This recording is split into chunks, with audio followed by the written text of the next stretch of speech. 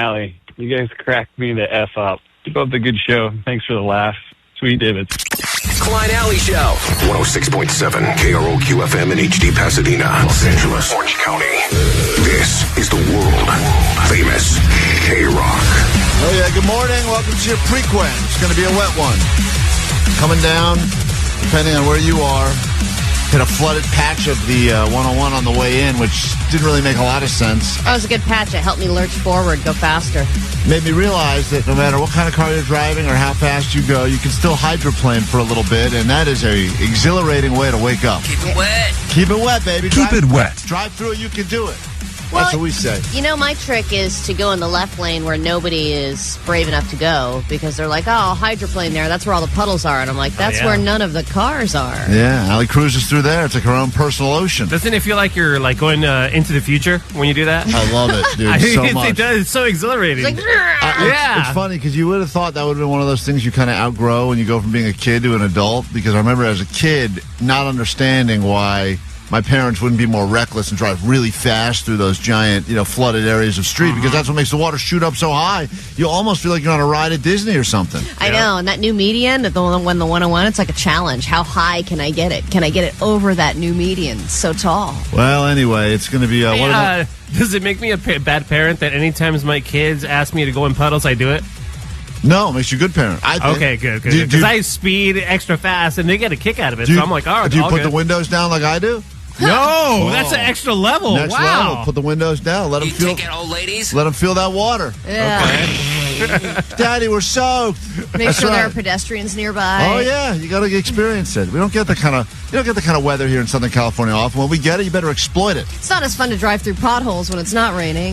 We try to do nice things for you, the listeners, when weather gets like this. And sometimes we've given you tires if you hit a pothole while listening to the show.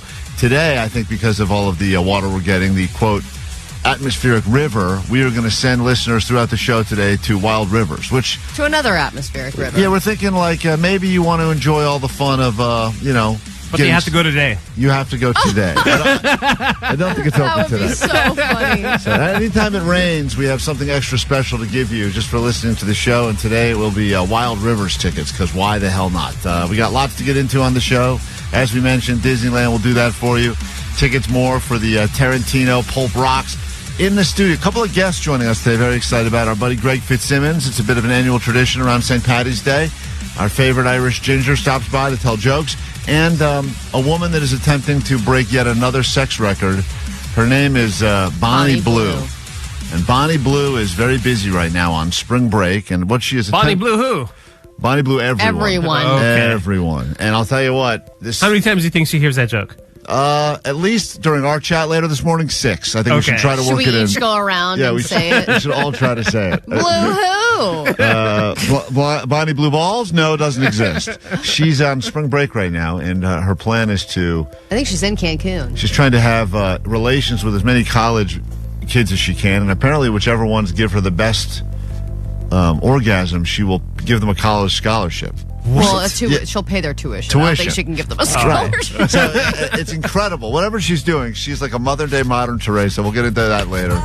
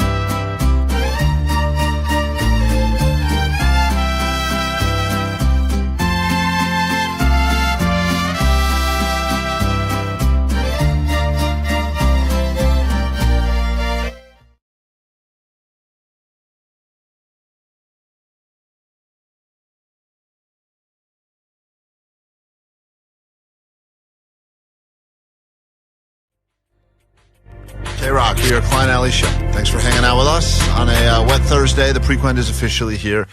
There was all this talk last year, 2 years ago, I think is when it got popularized, about couples that had decided that they were going to attempt to save their relationship. They were going to do something called sleep divorce. It was real trendy for a while. Some people maybe still doing it. Others, I think, tried it for a while and then decided to head back to the same bed. But the idea was either you switch from a nice king or queen size mattress to a couple of side-by-sides, or people were just sleeping in different rooms. There was a husband room, a wife room, in Allie's case, 2 wife rooms, whatever the case may be. No, we had an empty room for a man. Empty room. Oh, you kept a room for a man. Smart. Just for a man to come. But I think that definitely the solution for a lot of people, at least according to science, is separation, but not full separation, Right. just separation in every other aspect except for sex. Well, and the idea is if you have a partner that snores, or you have a partner that has restless leg syndrome, or you have scheduling that's different, and so as a result, one person's not sleeping, I'll tell you, there's not probably any way to build up resentment quicker in a relationship than the one person that is keeping you from getting the sleep that you so desperately need. But now they're saying that it may not be sleep divorce at all that could save your relationship. It is a new term that is being embraced, and it is called bathroom divorce. Bathroom separation. Right. If you share a sink, that totally makes sense to me. And they're talking about how couples are finding that they are significantly happier and find their partner significantly more attractive when they pretty much choose to use completely different bathrooms. Well, in my case, I think that I have a good scenario because there's 2 women, and I feel like a lot of the women that I know that are in guy-girl relationships, the guy's shaving over the sink, Right. leaving the pieces of hair in the sink. They're weird with the toothpaste. They leave globs of it all over the sink. And if you don't have good sink etiquette, absolutely, you should either have your own sink in a different bathroom or you should get those his and hers sinks. Yeah, but for a while, that seemed to be the answer. Okay, because someone decided one day there was just one sink, and then someone decided, man, people do not like sharing a sink, which No. seems like a very easy thing to share, really. You don't use it that often. Like, it's not... What do you mean? I use my sink all the time. But I'm saying... No, you got some people that hawk loogies in there, Right. and then they don't wash it away. It is. It's disgusting. It is. Yes, It I does agree. say a lot about a person. Like, my wife will walk by and look at my sink and just like be like, oh, you know, 'cause really? You're a bad sinker? Well, just because if I shave it, I mean, I'm incredibly hairy. So if I shave at all, even if I wash down 80% of the hairs, there's still going to be a bunch of hairs in the sink, and that like freaks her out. You have to wash it out. 80% is not a lot. It's a lot. It's a lot. I can't Why control. can't you wash all of your hair down? Why can't you get 99%? I think I get. I mean, if you can see most of it, can't you just wipe it down? I think I get a lot of it, but then I move on with my day, and she'll notice there's still a ring of hair around the edge. Ew! Yeah, see, that's how she says it. That's Just like that. disgusting, man. So that's what. So I go, what does it matter? I said to her, what does it matter? It's my sink. I don't go over and look at your I know, sink. but she has to look at your sink when she Why? walks by. Why does she have to?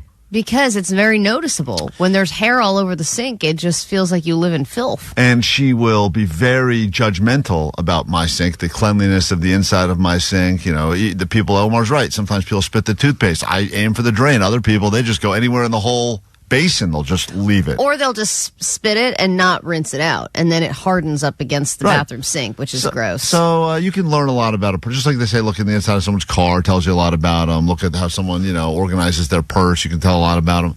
I have, I didn't know about this trend of bathroom divorce, but I have chosen I use a different bathroom for the most part anyway, because when I get dressed in the morning, I can't even use our bathroom. It's too close to the bed. So she would, hears me making noise in there and gets all mad. As a result, I pretty much now have almost 100% moved to a separate bathroom. And I think I actually do think there's a big benefit to it. Because you feel like you can be gross in the privacy of your own bathroom? Yeah, unfortunately, the problem is when she does go into that bathroom occasionally, she is like completely nauseated. Because now you're left to your own devices. Right. There's no one telling you to clean up the other 20%. And I don't even 20%. I leave 100%. That sink looks like it has a full-on beard. Like I leave it all. So gross. Because in my mind, I go, "Who cares? This is my bathroom now. She's not using it, so I can do what I damn well please." The only time I will have bad sink etiquette is in a hotel room because I'm like, I don't care. I'll just leave my crap everywhere. Flat irons out, hair dryer, makeup all over the place, spit in the sink. Maybe I'll wash it out. Maybe I won't. That's when you feel excited. So if things are not great in your relationship and you've already tried the sleep divorce and perhaps that did not provide you with what you were hoping for, maybe you look into this whole concept of bathroom divorce, or if you don't have an extra bathroom floating around, just get one of those sweet outhouses, porta potties, put it in the driveway. That seems like a real answer, right? And you say, it's for my It's for relationship. what all the neighbors judge. So you're ruining everything. Don't worry, it's making our relationship strong. I come out here when I'm I do my spitting in business. this porta potty for love. If you want $100 of easy money, get on the phones now, 800-520-1067. Allie's got that cash. It could be your cash. It's a Thrifty Thursday, which means she will be forced to pay the people.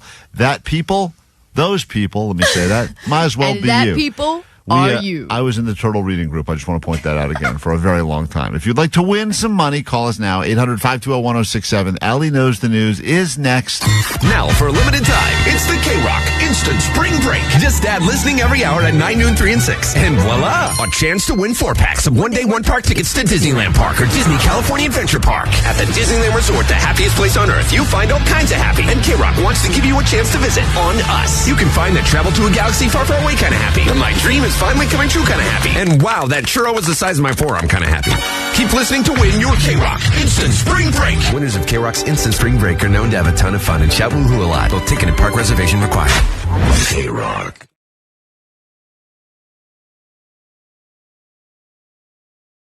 You know, I'm on board for most things we do on the show, even if it makes me look like a total ass. But in this particular case, I'm not that excited that I was selected as one of the 2 most tone-deaf people on the show. Not that I care about being a good singer. I didn't go to school for singing like Allie did. I also didn't go to school for singing. I thought you went to musical theater school. I went to acting school. Oh, really? I didn't get into musical theater school. Oh. Well, anyway, and I know Jake thinks he's like the star of every karaoke bar he goes into because he's got his go-to songs, and he is the lead singer technically of the short-lived band Rip Nasty. Yeah, but I think Jake always sings obscure songs at karaoke that no one really cares about. Right. But no one would know if it's good or bad because no one's heard the song before. Because it's the side project of the cousin of the guy in A Perfect Circle or something. That's a good band. Right. And then you got, Omar, who's clearly musically inclined because we all heard how he slayed the clarinet during Forced Resolution. So you're down, and Johnny's a musician, plays guitar. So really, just process of elimination. You're the least musical out of all of us. Well, I think we'll prove you wrong in a few moments when you hear me attempt to sing songs. Most of these songs I had never even heard before. Most of the ones you told me. These are not just KROQ songs. We wanted to go beyond that. I don't think any of them are KROQ songs. We chose top 40 #1 songs that have been nominated for Grammys, songs that people are obsessed with right now. So we call this thing Tone Deaf for Deftones, up for grabs, pretty sweet prize. You will get to go see the Deftones at the Kia Forum this Thursday, and one person who wins tickets from us, and I believe today is the last pair. People won them all weekend, then we gave a pair away yesterday, a couple pairs we got today. Do we have 2 pairs today to Vanessa to give out? Yes, 2 pairs. Oh, even Nice. better. Wow. The plot thickens. 2 pairs of tickets. We can do this again next hour. Oh, goddamn. I don't think you're going to want that. You'll also get a chance to meet the band, score some VIP merch as well. So it's time for Tone Deaf for Deftones. How was your process of learning these songs and then singing them? Well, I listened to the songs a few times yesterday, and my kids, for the first time ever, respected me because they're like, I love that song. Oh, see, you're getting into their interest. I don't want to say what it is. I don't want to give anything away. And still, I feel like I have no connection to the music. But you'll hear in a moment. And let's go ahead and say hi to Camille. We'll get to go first on KROQ. And Camille, hey, good morning and apologies in advance, Camille. Hi, good morning. All right. It's okay. I'm going to play you some of the song, and all you have to do is tell us, even though I am tone deaf, what song I am attempting to sing. If you get yours right, Allie will write your name down, and everyone who gets theirs right will be in the drawing to win some tickets to see the Deftones. Here we go. Song number 1. I'm having wicked dreams of leaving Tennessee. Can you guys not laugh? Hold on. Can Oh, no, let him finish. Hold on. Let him finish. No, we don't need to hear anymore. She already guessed. No, come on. Hold on. I'm having wicked dreams of leaving Tennessee. Are you doing a Dracula impression? I know. Why are you lowering your voice? It's already so much lower than hers. I thought that's... Is that because she's gay? I'm having wicked dreams of leaving Tennessee. I thought that's how it goes. This is All right, relax. She sees the baby girl. I'm having wicked dreams of leaving Tennessee. Here, Santa Monica, I swear it's calling me. Won't make my mama proud. It's gonna cause a scene. She sees her baby girl. I know she's gonna scream. God, what have you done? You're a pink pony girl, and you dance at the club, oh mama. Camille, congratulations.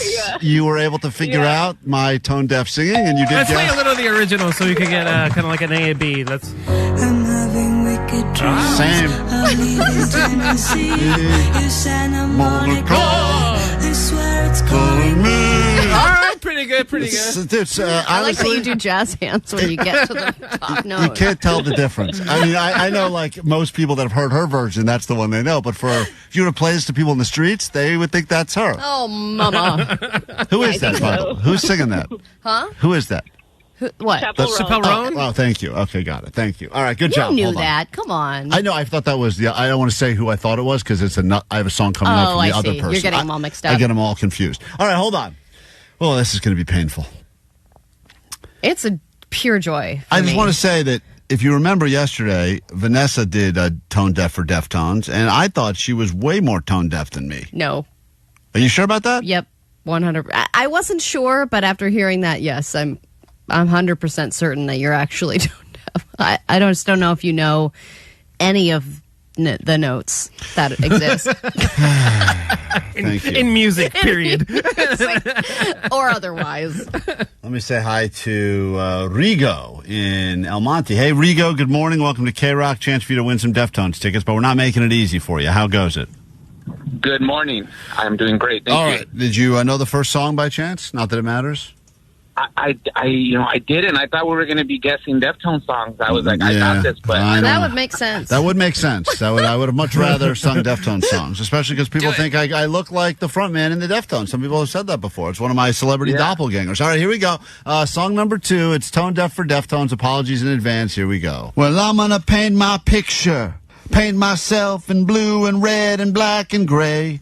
All of these beautiful colors are very, very meaningful. I don't even know what the hell. What? Rigo? Any guesses? What the hell? Any guesses? What happened to Rigo. Dracula? I changed it up. I was not inspired. wow, oh my God, I've never heard that song. Yeah, well, you know that gray is my favorite color. I felt so symbolic yesterday. If I knew Picasso, I would buy myself a gray guitar and play. I don't know. Is that Taylor Swift? Is It's a good guess. Taylor Swift. No, it is not. I'm so sorry, Rigo. That was very Is that supposed to be poetic. singing? yeah, it was singing. I think you're just yelling. You're like talk. That was something or singing. other. I would buy your guitar and I would play. Well, it's called Tone Deaf for Deftones, and now you're Sounds like making fun slam poetry Yeah. a little bit. Yeah. of slam You're a poetry. good cat. Symbolic. I felt symbolic yesterday. I would buy Picasso. Hey. If I knew Picasso, I would buy myself a gray guitar and play.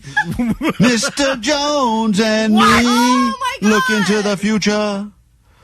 That's Counting Crows. What? That's Counting Crows. Yeah, we stare at the beautiful women. She's looking at you. I don't think so. She's looking at me. Whoa. You're a fan of this band, and you don't even know how it really goes. That is how it goes. But now that I know it's them, I can hear your passion. Yeah. Because I can tell you like the song. yeah, play I'm going to getting play a into little it. snippet of it. All right, so, thank you. It's same song. Believe in me. Help me believe in anything, 'cause I wanna be someone who believes. Okay, you don't get any of those notes, man. Well, Oh my God. that guy's the lead singer. I'm not. So he's not playing Tone Yeah, Deaf but for even the Deftones. cadence could have been right. Seriously.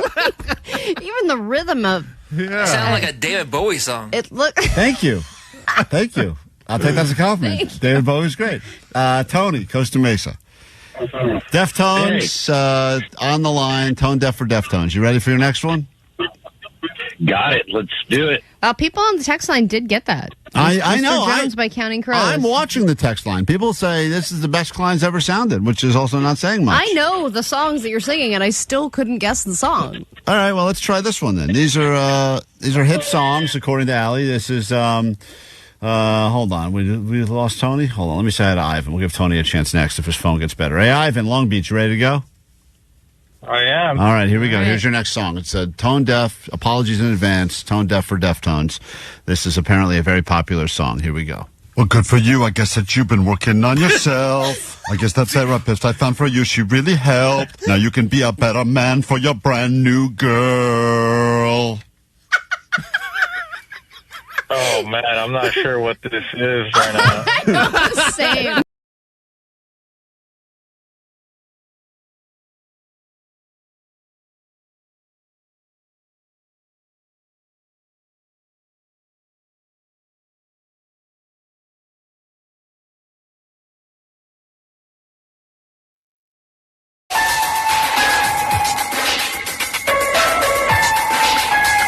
All right, let's pay the people this morning on KROQ. Every morning right around this time, a chance to win $100 of Allie's money. Tomorrow, it's a Pick Your Poison Friday. You can battle anyone on the show, but right now, it's Allie's cash up for grabs.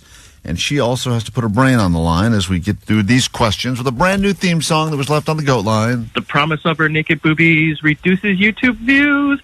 Let's find out if Allie knows the news. Yuck! Beautiful song. Thank you for that. Yesterday, Allie did show her breasts, bare breasts. The inside. From the insides out all over the YouTube, and viewership went down. I know it did not. Everyone loved it. And It's very marbleized. Yeah, I know. They're fibrous, I think. Yeah. They're special. Very fibrous. Yeah. It's like Wagyu beef. Yeah. Beautiful. The marbling on my inside of my breasts is really top notch. So if that has not turned you off enough, we are streaming I'll do currently. the left one. Do you want me to go back? I don't think so. Maybe save it for sweeps. That would be such a waste of a hospital bill. Sure would be. Just for the gimmick on this dumb show? Yes, it would be. No, I'll go. Yeah, I think that Jake should do a breast exam for women's health. Love to see if we could figure out just on x-ray alone which breast is Allie's and which one is Jake's. I don't know if we could. Jake's is probably filled with more cheese just based on his weight gain. Oh, I want to eat my breast. Oh, God. Pull that clip. So, let's get into it now. 5 questions. You can check us out as we are streaming live on YouTube and inching closer and closer to that 100K number. If you don't mind subscribing, that would mean a lot to us. 5 questions stand between you and getting rich. And today we say hi to Franco. What's up, Franco? Good morning. Buenos dias, guys. Buenos dias, Franco. Allie's going to leave the KROQ studios, and when she leaves, well, we will start asking you questions. Hopefully you do better than she does, and when she returns, she can battle Franco. Anything you want to say to Franco on the way out? By the way, I hate Hispanic people. Whoa! Oh, no. Oh, damn it. Jesus Christ, Franco, I'm sorry, dude. That is totally uncalled for. I'm hanging up. All right. To be fair, that's not something she actually said in context, but boy, out of context, that is damning. All right, your round starts now. Allie knows the news. And by the way, Franco, between you and me, I love you and all Spanish people, just so you know. I don't mind that, but okay. No, that's true. Not all, but most. Shut up, Allie. You're ruining this. Question number 1. Eminem is part of a group that is attempting to bring this team to Detroit. Rapper Eminem, KROQ artist Eminem, is part of a group that is trying to bring which team, what type of team to Detroit? Like the sport or like an active team? It's a sport, I will say that. Okay, hockey. Hockey team to Detroit. We go to question number 2. Weather all over the place today, but now the National Weather Service is investigating as to whether or not this happened in Pico Rivera. What are they looking into? What do they think happened in Pico Rivera already? Flooding or I think like a tornado. All right. Which one of those you want to go with as your answer? Tornado. All right, go to question number 3. California man is wanted for doing what to a sea lion?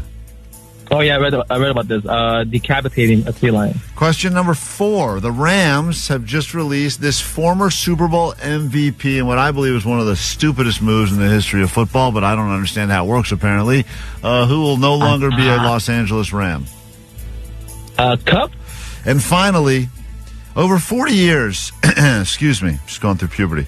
Over 40 years since its release, the sequel to this cult comedy now has a release date on September 12th. What movie is going to be having a sequel after 40 years?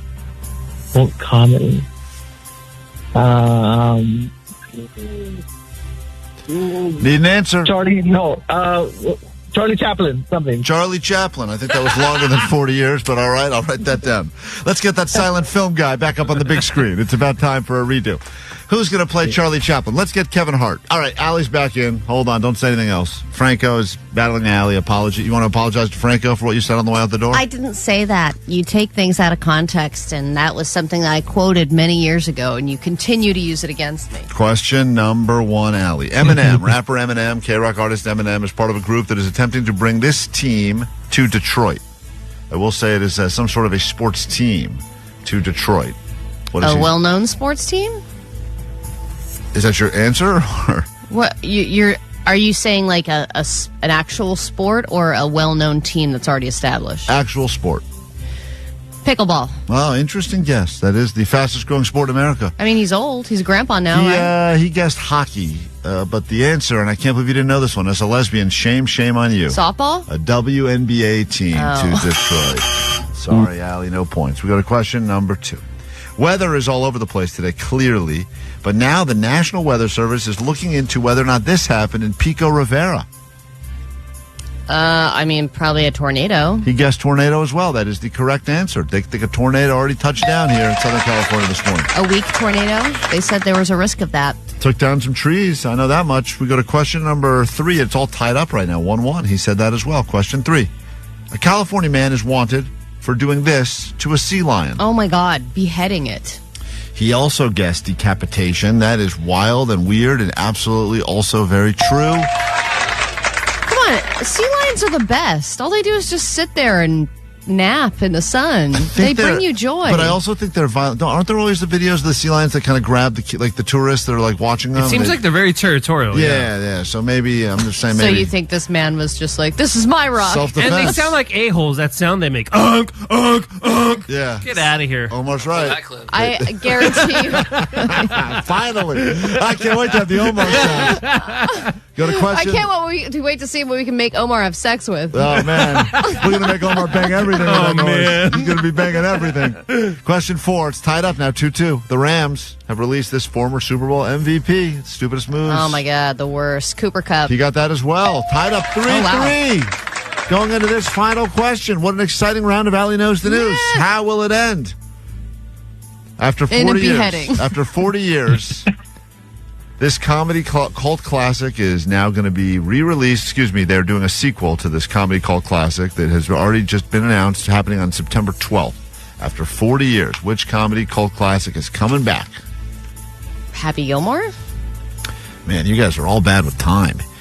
Yours is way too soon. Happy Gilmore's like 20 years old. And this guy said Charlie Chaplin, so he's like 100 years old. 40 years? You guys You're really trying to split think. the difference on that one. No one gets the point. Yeah, in 84. Spinal Tap.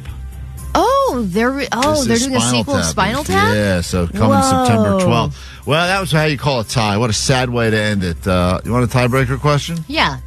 All right. Yes. Whoever answers first wins this round of Allie Knows the News. Here we go. In a jailhouse interview, Suge Knight blasted this L.A. rapper. Snoop Dogg. Congratulations, Franco. The correct answer is Snoop Dogg. $100. Franco becomes yours. Allie, you blew it. You just blew it. I had it formulated in my brain, but you said it first. Franco, you win. Congratulations. What do you... Mexicans ain't that bad, huh, Allie? What she said. Racism, please. Hold on 1 second. Congrats.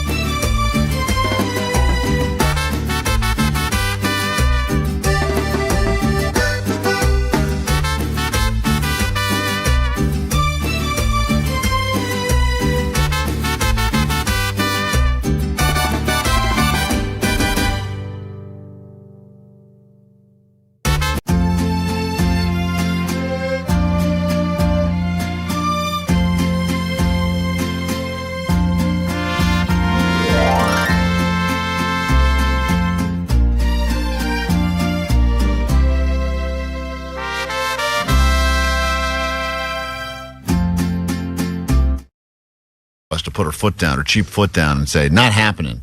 Well, and I feel like I've evaded this for a while. We keep talking about it. We've been reporting on the egg price increases for months now. And every time I've gone to like Trader Joe's or Costco, which are usually my go-tos, I've been able to find semi-affordable eggs.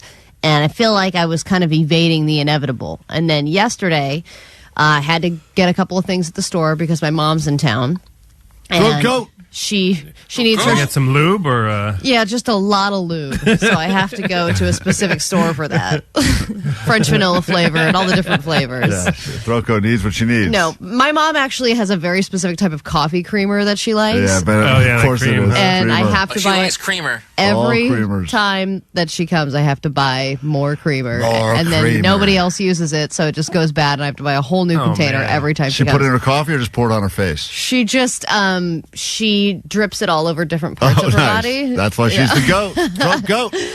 So anyway, I'm there, and Katie texts me and goes, while you're there, can you get some eggs?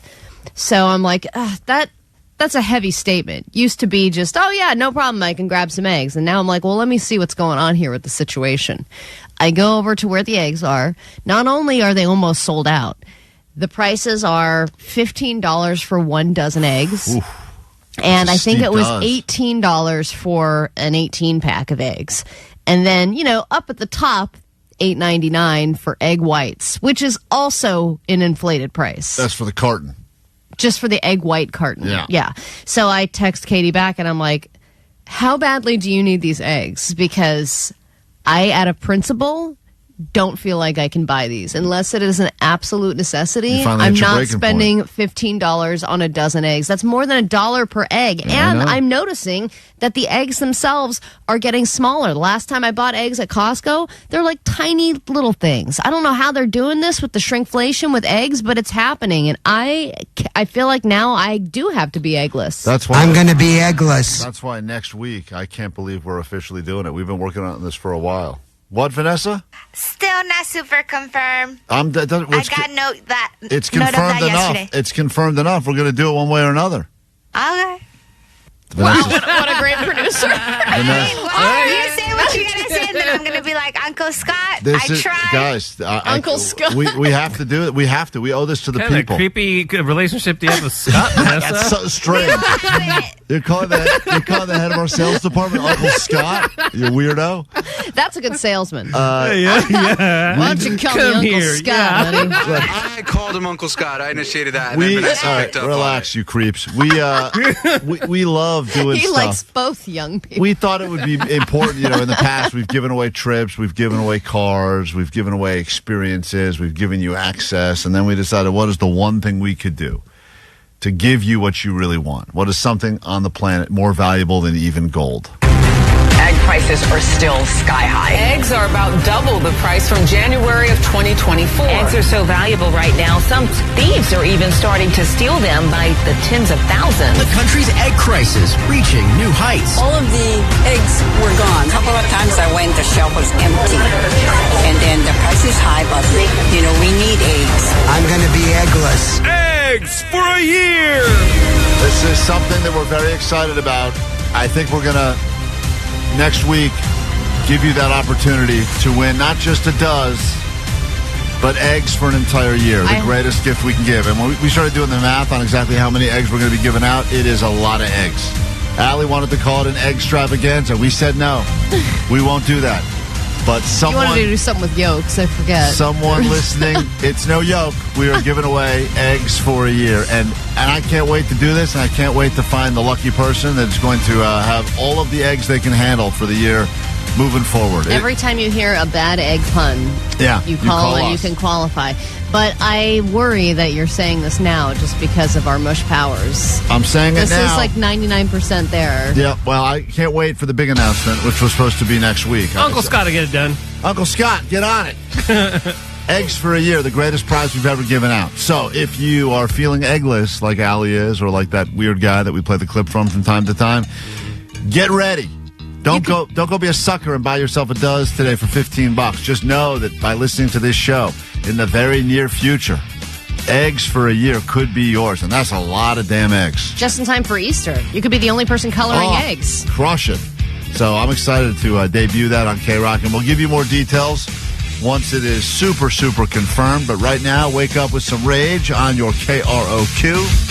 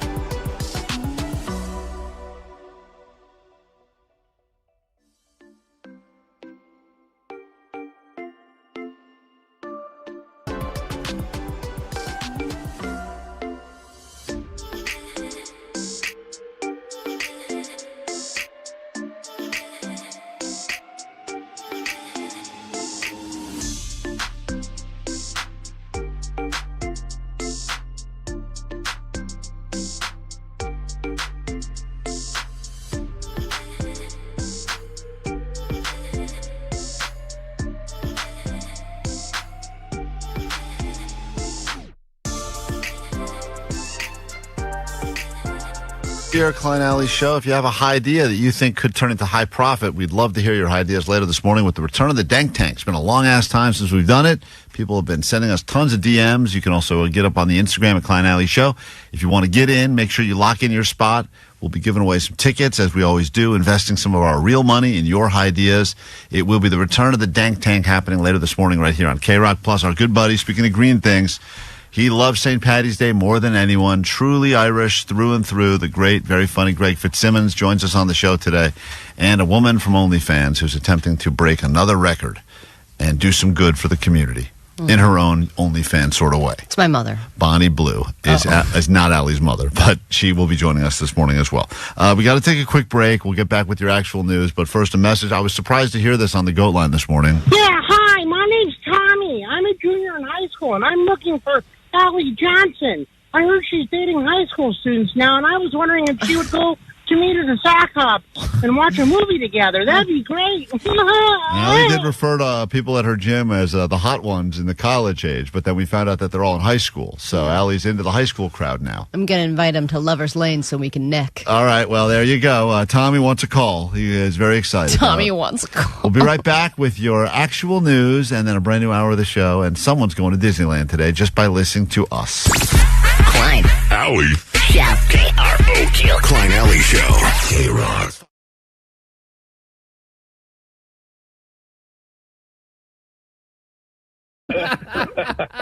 It sounds like you're singing from a musical. Well, good for you. You look happy and healthy. Not me, if you ever cared to ask. No, I have no idea what this is, you guys. I'm sorry. It sounds like you're doing a terrible version of Adam Sandler's Opera Man on SNL.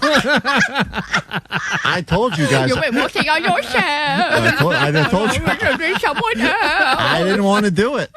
This apparently, Allie says this is a big song. Good for you. You're doing great out without me, baby.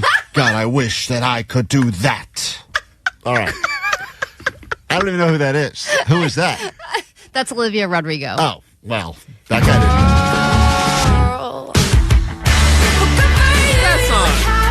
Oh, yeah.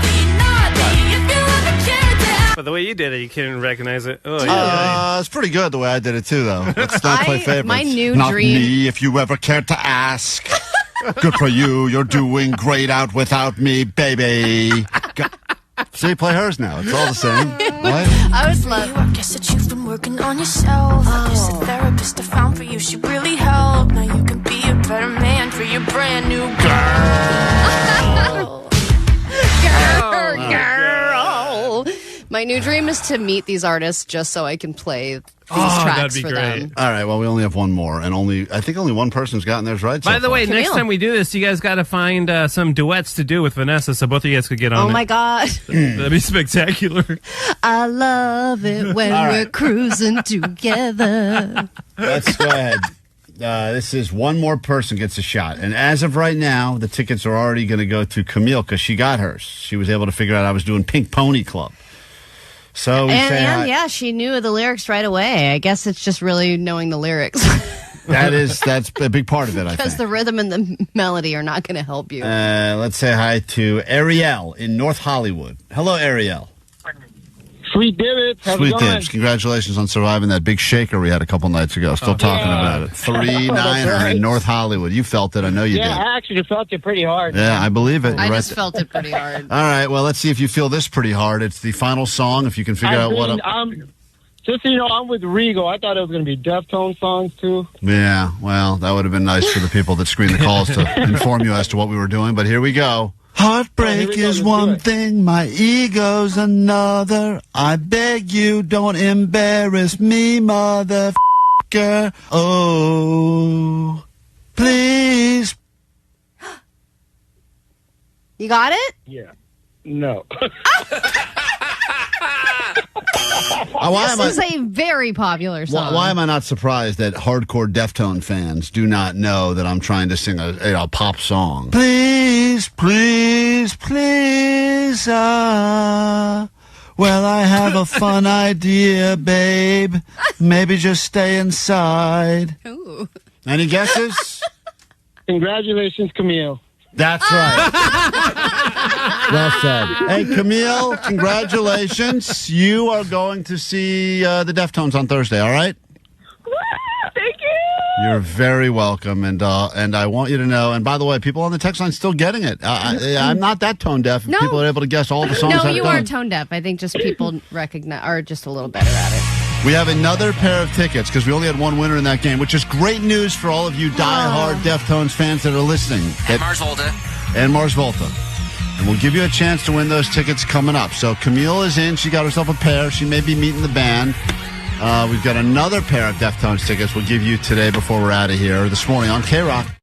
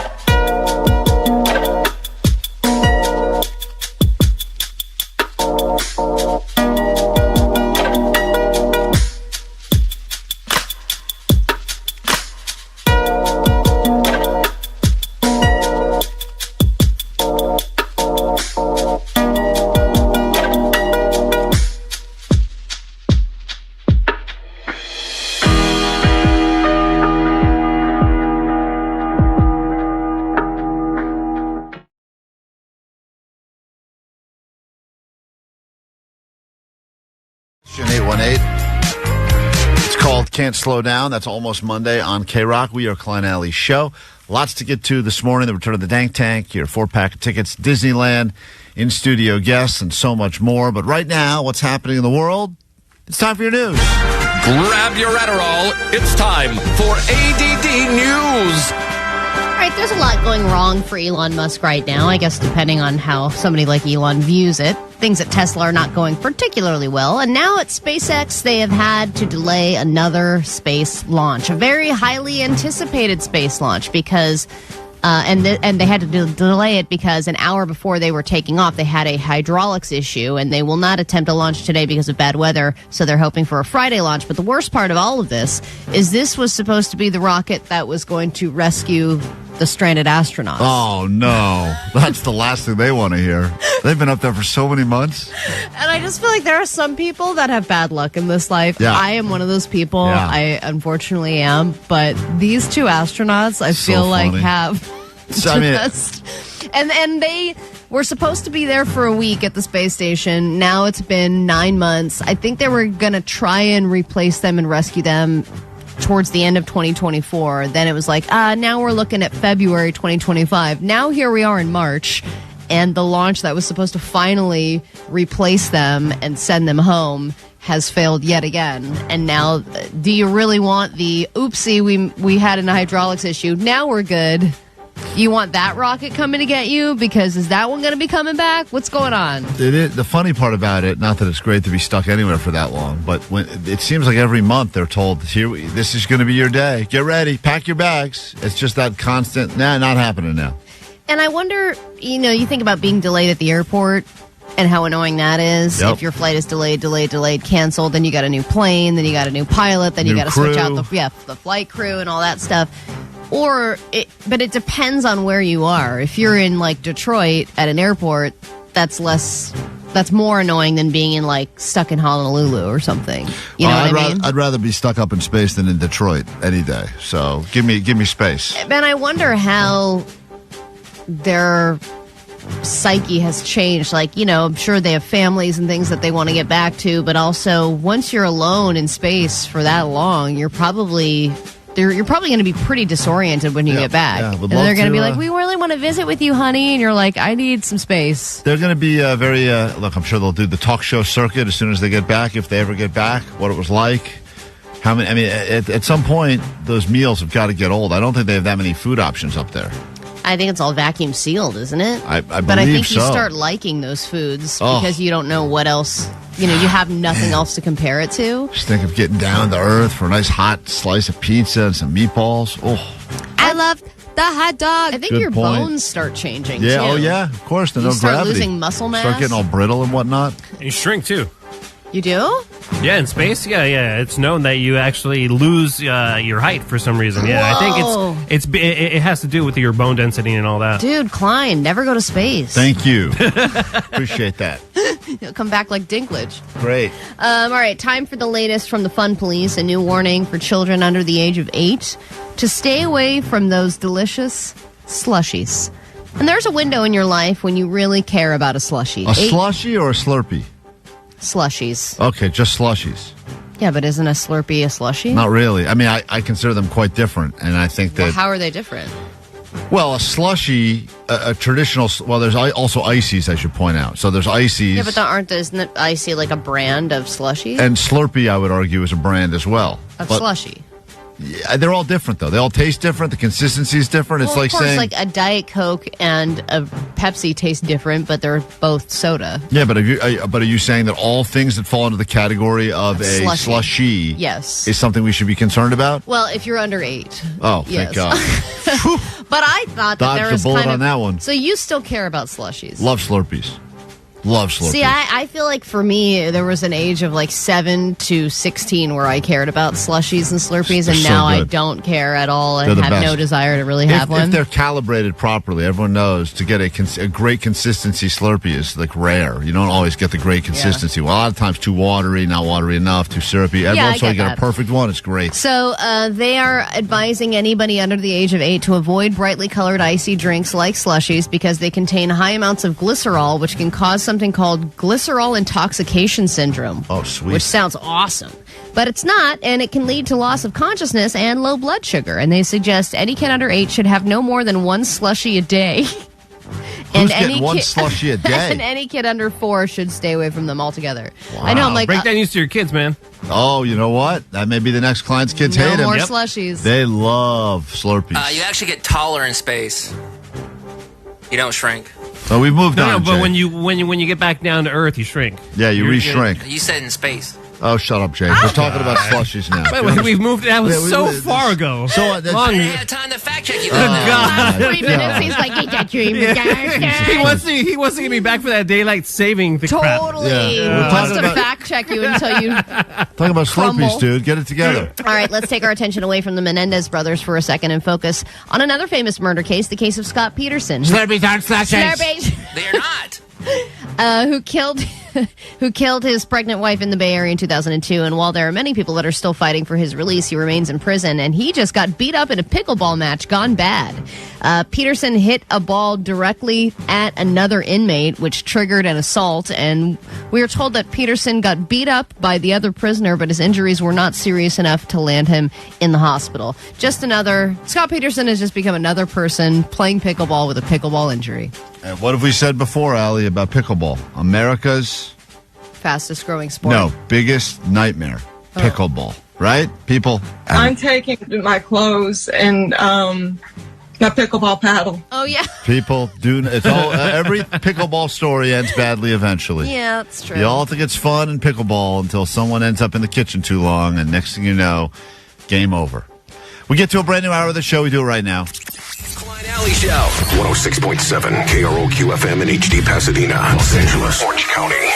This is the world famous KROQ. All right, good morning. Welcome to just after 7 o'clock. The Prequent is here. Happy Thursday. Lots to get into on the show in this hour. If you got ideas, we'll take them. The return of the Dank Tank. We got our buddy Greg Fitzsimmons stopping by for his annual pre-St. Patty's Day hang in studio. And Bonnie Blue, probably seen her name trending quite a bit because she's attempting to pleasure a lot of people, but this time for a good cause. So she'll be joining us a little bit later this morning as well. For education. Educational purposes, she's going to service many, many, many spring breakers. Klein You return to your normal height when you get back from Earth. Oh, my God, Jake. I wasn't even going to play this message about Jake because it was kind of mean, but now that he's interrupted us 4 times with this dumb stat about the news, I'm going to play this message, Allie. This was waiting on the goat line. Now that he continues to grind our conversation to a halt every minute and a half. Well, this guy wanted to chime in on Jake's weight gain. This is for Jake, yo. Hold on. That's a different guy that wants to talk about Jake's weight. Hold on. I'm going to give you this one. This is someone. There's a lot of calls about Jake's weight. If you can imagine. Let's see. This is the call for Jake I'd like to play. Yo, Jakey Gordo. What's going on, dude? Jakey Gordo. what a great new nickname. But this guy's got a theory also about height, Allie, and it has nothing to do with space. I just wanted to let you know, dude. 200 pounds is not that bad if you're 6 foot or over. But unfortunately, Jake went to space, so he's shrunk. Yeah, what's my space weight? But you're like 5'3", so you're like a little munchkin, a little fat munchkin. Okay, great. Well, there you go. He's 5'8". Jake is working on it, and he's got a plan to lose some of that weight. He's crossed the 200-pound threshold for the first time in his life, and a lot of people are celebrating in their own way. But Jake has said that his plan is to just eat well throughout the week, and then I don't care on the weekends, and then eventually he'll lose weight. Yeah, that's the old weekend. Plan. I don't care. Great plan. Great plan. This hour, we got a plan as well.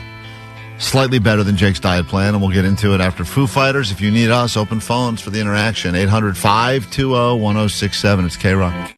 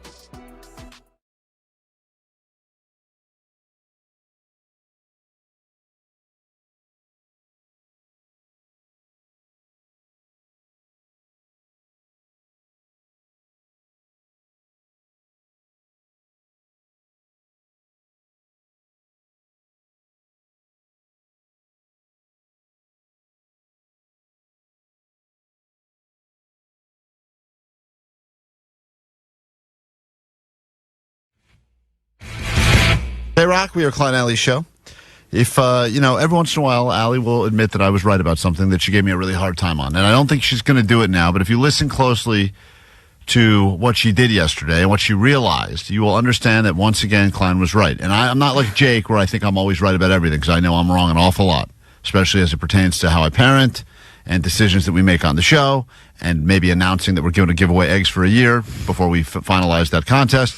Regardless, this particular time, you of all the people on the show gave me the hardest time about this. And it's just so funny when you then finally experience something and go, yeah, you know what? He was onto something. But I didn't really experience what you've explained to me. You did. So Klein has said many times that he loves having sex in his old house where he grew up, in the room that he grew up in, while his parents are in the house, because it's exhilarating. Am I wrong? That's kind of what I said. Yeah, there's an excitement to it. I don't love doing that over being in my own house, but when you are home for the holidays or whatever, having sex in your childhood bedroom some is people hot. Some people have the concept of, well, we just won't have sex because we're home back in our parents' house. And I go, why? You can get all those exhilarating feels of sneaking around again. It's fun. So I didn't have sex in my childhood bedroom, but I did have sex while my mother was on her way to my house and could have walked in at any moment. And I told my wife, I said, so my mom is on her way. She's going to be here at around 1:30. That's what she told me. And she's staying for a week. I am not like you. I can't have sex with parents in the house. Even if I know that they are in another room across the house, sleeping, whatever, I cannot shake the fact that my mom is over there and I can't mentally get into the space of enjoying myself and having sex. I know men are different. Oh, I got to have sex with my parents in the room. Yeah. Wouldn't change anything. Oh, I think your kids too. You know, that part doesn't matter to you either. It was a bad hotel room we got, and they were way too close to us. But my wife said, "No, what is wrong with you? They're right there." I said, "I go. As far as I'm concerned, they don't exist. You can block them out so easily. Oh, yeah, I can't block it out." So I said, "Now is our window. We have a short window before she arrives to have sex, and if we don't do it now, we're not going to have it for another week." And so I got home and we went to bed, and there was probably 5 minutes until 1:30. And I knew that my mom was going to arrive pretty much at 1:30. And it was not only fast sex, but it was even better because of any noise that we heard in the house. It was like, is that her walking in? Is she driving up? Told you. What's happening? Exhilarating. Let's close the door and put the sound machine on. That's my point. It was all that stuff of trying to be incognito and trying to be fast and get it over with before she came there. So that was enhancing the experience, I will say. But if she was in the house, absolutely not. But what you're saying is you understand, because you made it seem like I was some weird, creepy pervert. That's the way what's wrong with you, Klein? You weirdo. You go home for Thanksgiving and just want to hump in your old bedroom. Well, you like that your parents are there. I don't like that they're there. Once again, you are taking that would be like me saying you like the fact your mom was on the way. You would have rather she was not on the way, but it did add an element of excitement. But that could be with anybody. Could be with anyone. Any person walking. That's why people like doing it in public or something, right? Or like in a bathroom where it's like, oh, you don't know, we're not supposed to be here. That I understand. It's the parents thing for me. That connection for you is a little strange. But somebody can come in and walk in at any moment. That is exhilarating, I thought they say women, though, have a harder time doing like a quickie, like they need more warm-up time, emotional blah, blah, right? We need a lot of emotional blah, blah, blah. Right. Doesn't that take a lot of time? Like it seems weird that because I understand the we concept. Have 4.5 minutes of talking. 4.5 minutes of talking. And then 30 seconds of sex. Oh, great. No, it was really fast. I think it was the fastest sex we've ever had. Wow. Congratulations. Yeah, and I was like, wow. Another thing that I and then taught you just about. I will give you credit on that one. Having a quickie sex is really nice, especially in the middle of the day, and you can just get right back to what you were doing, because I think a lot of people, when they're in a long-term relationship or you have house, job, kids, whatever, that thing can fall by the wayside. And if you get away from the time commitment and you can do it in 5 minutes or less, it becomes like, oh, this is just like doing the dishes. Yeah. Did Katie feel the same way about the entire experience? Yeah, I think so. Because you think so? I'm pretty sure she did. Oh, let's call her up. Mm-hmm. Yeah, put her on. Give me her number. Let's call her and see if she appreciated it. I lost it. You didn't lose her number. Vanessa, get Katie on the phone. We all have your wife's number. I don't actually. think she wants me to talk about this. Well, we're She talking doesn't about know it. that I'm talking about it. Do you think you don't like having sex with your mom in the house because you feel inadequate because you're in the presence of greatness? No. No. It's Okay. like it's like LeBron's son playing on the same court as LeBron. It's exactly the same thing. Am I the Bronny? You're the Bronny of the relationship. No. I'm getting 1 point. Your mom's clapping, chalk all over the place. And you're. Look who's on the phone. Oh, my look at God. that. Come Unbelievable. on, guys. Hold on. I didn't want to talk about this. Let's just find out if she gives it the same, because it's interesting. If you said it was a great experience, grade A, maybe she doesn't say that. Hey, come on. God, you dumbass. Come on. Dude, what are you doing? It's too quick now. Vanessa. Sorry. Sorry, I finished. Excuse me. Hold on. Get her back on the phone. That was my dumb finger. I hit the 3 buttons at once, which apparently disconnects the whole phone system. Hold on. Get her back on the phone, and we'll get the actual honest feedback. Allie says, Allie, a 1 to 10 score. What did you give the session yesterday? I would do a 7, 6 or 7. Hey, Katie. Hi. Allie's talking about your quickie yesterday. Wonderful. That's the review. Thank you. No, she didn't give a review. That was sarcasm. She rated it at a score. What score do you rate it at? Like a 6 or a 7. Yeah, there you go. And it was more exciting knowing that someone might walk in at any moment, right? I don't think that was exciting for me at all. No. Oh. All right. Well, that was more stressful for her. Always on the same than page, it was you for two. me. Huh? But it was better Especially when that someone is a parent. Right. Right. Well, and then how quickly after you were done with the daughter did you have to give a hug and kiss to the mother? It actually was like 5 minutes, 7 minutes. Your mom definitely knew what was going on. She didn't. You can't shake that smell in 5 minutes. Smell? Yeah. What are you talking about? I'm just saying. It's everyone knows there's an aura to the Were you expecting to get out of this not sounding like a creep? Yeah, that's right. That's right. All right. You can't shake the smell. No, well, I'm saying You guys still had sex hair. Yeah, sex hair, the whole thing. Right, Katie? I don't know how you guys imagine this going down. Oh, you imagine it going down. No. Yeah, that's exactly right. I think that you guys have a completely different idea in your mind of how this works. It was very quick, and it was basically hop into bed, boom, and then it was over. We looked the same. They smelled the same. Hey, Katie, is the throat coat available for a comment? Oh, my God. No, she's not actually. She's not. Allie's Thank mom, God. is she sleeping or? She's brushing her teeth. Oh, of course she. No, she's. Time to get rid of some evidence. She swallows, by the way. She Now, for a limited time, it's the KROQ Instant Spring Break. Just add listening every hour at 9, noon, 3, and 6. And voila! A chance to win 4-packs of one-day, one-park tickets to Disneyland Park or Disney California Adventure Park. At the Disneyland Resort, the happiest place on earth, you find all kinds of happy. And KROQ wants to give you a chance to visit on us. You can find that travel to a galaxy far, far away kind of happy. The my dream is finally coming true kind of happy. And wow, that churro was the size of my forearm kind of happy. Keep listening to win your KROQ Instant Spring Break. Winners of KROQ's Instant Spring Break are known to have a ton of fun and shout woohoo a lot. Both ticket and park reservation required. KROQ. Remember?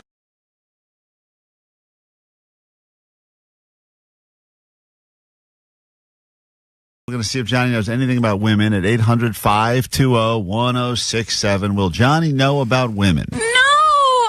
We got a game played, ready to go. Some serious questions. Historic women, women's body parts, lots of things that you would hope Johnny would know. That's what the questions you've come up with are women's body parts? No, historical women, and then there's And then body parts? A few body part questions. That's it? Yeah, that's it. all you We don't have a lot want of to do time. to celebrate women is history and body parts? What else is there, Allie? I mean, let's be honest. Okay. Let's get into it. It's time for Johnny Doesn't Know. Hit it. Johnny doesn't know. And I was like, okay. Oh, Johnny doesn't know. I didn't know Vegas was like in Nevada for like a while. Johnny doesn't know. Johnny doesn't know. Gelato sounds like Jello. Johnny doesn't know. It like goes woo, woo, woo, woo, woo. Wiggles. Tickets up for grabs to see the Kings and the Rangers battle on the ice at Crypto.com Arena on March 25th. Everyone who gets theirs right, Ali will write your name down. One of you will be selected to win the tickets. And you don't need to know the answers. You just need to guess whether or not Johnny will know the answers. And these are all questions about women. We start with David in Garden Grove. Make our way up and down these phones at 800-520-1067 for Johnny Doesn't Know Women. All right, Johnny, are you prepared? I know that women like you a lot, but maybe you have not been paying attention. Yeah, I pay attention. I try to, at least. The first question we have in this exciting edition of Johnny Doesn't Know is as follows. Johnny, Helen Keller was an author Oh, my God. and an inspiration for so many. What's wrong with Helen Keller? Give her a chance. Well, that is the question, actually. What's wrong with Helen Keller? So, Helen Keller was an author and an inspiration for so many because she overcame what challenges? Johnny. Hold on, don't answer. David, will Johnny know? Won't know. Johnny will or will not?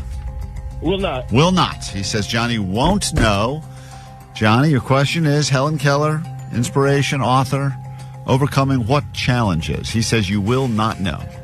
I know that song. Remember when we were kids, that song, it's like, shush, girl, shut your lips.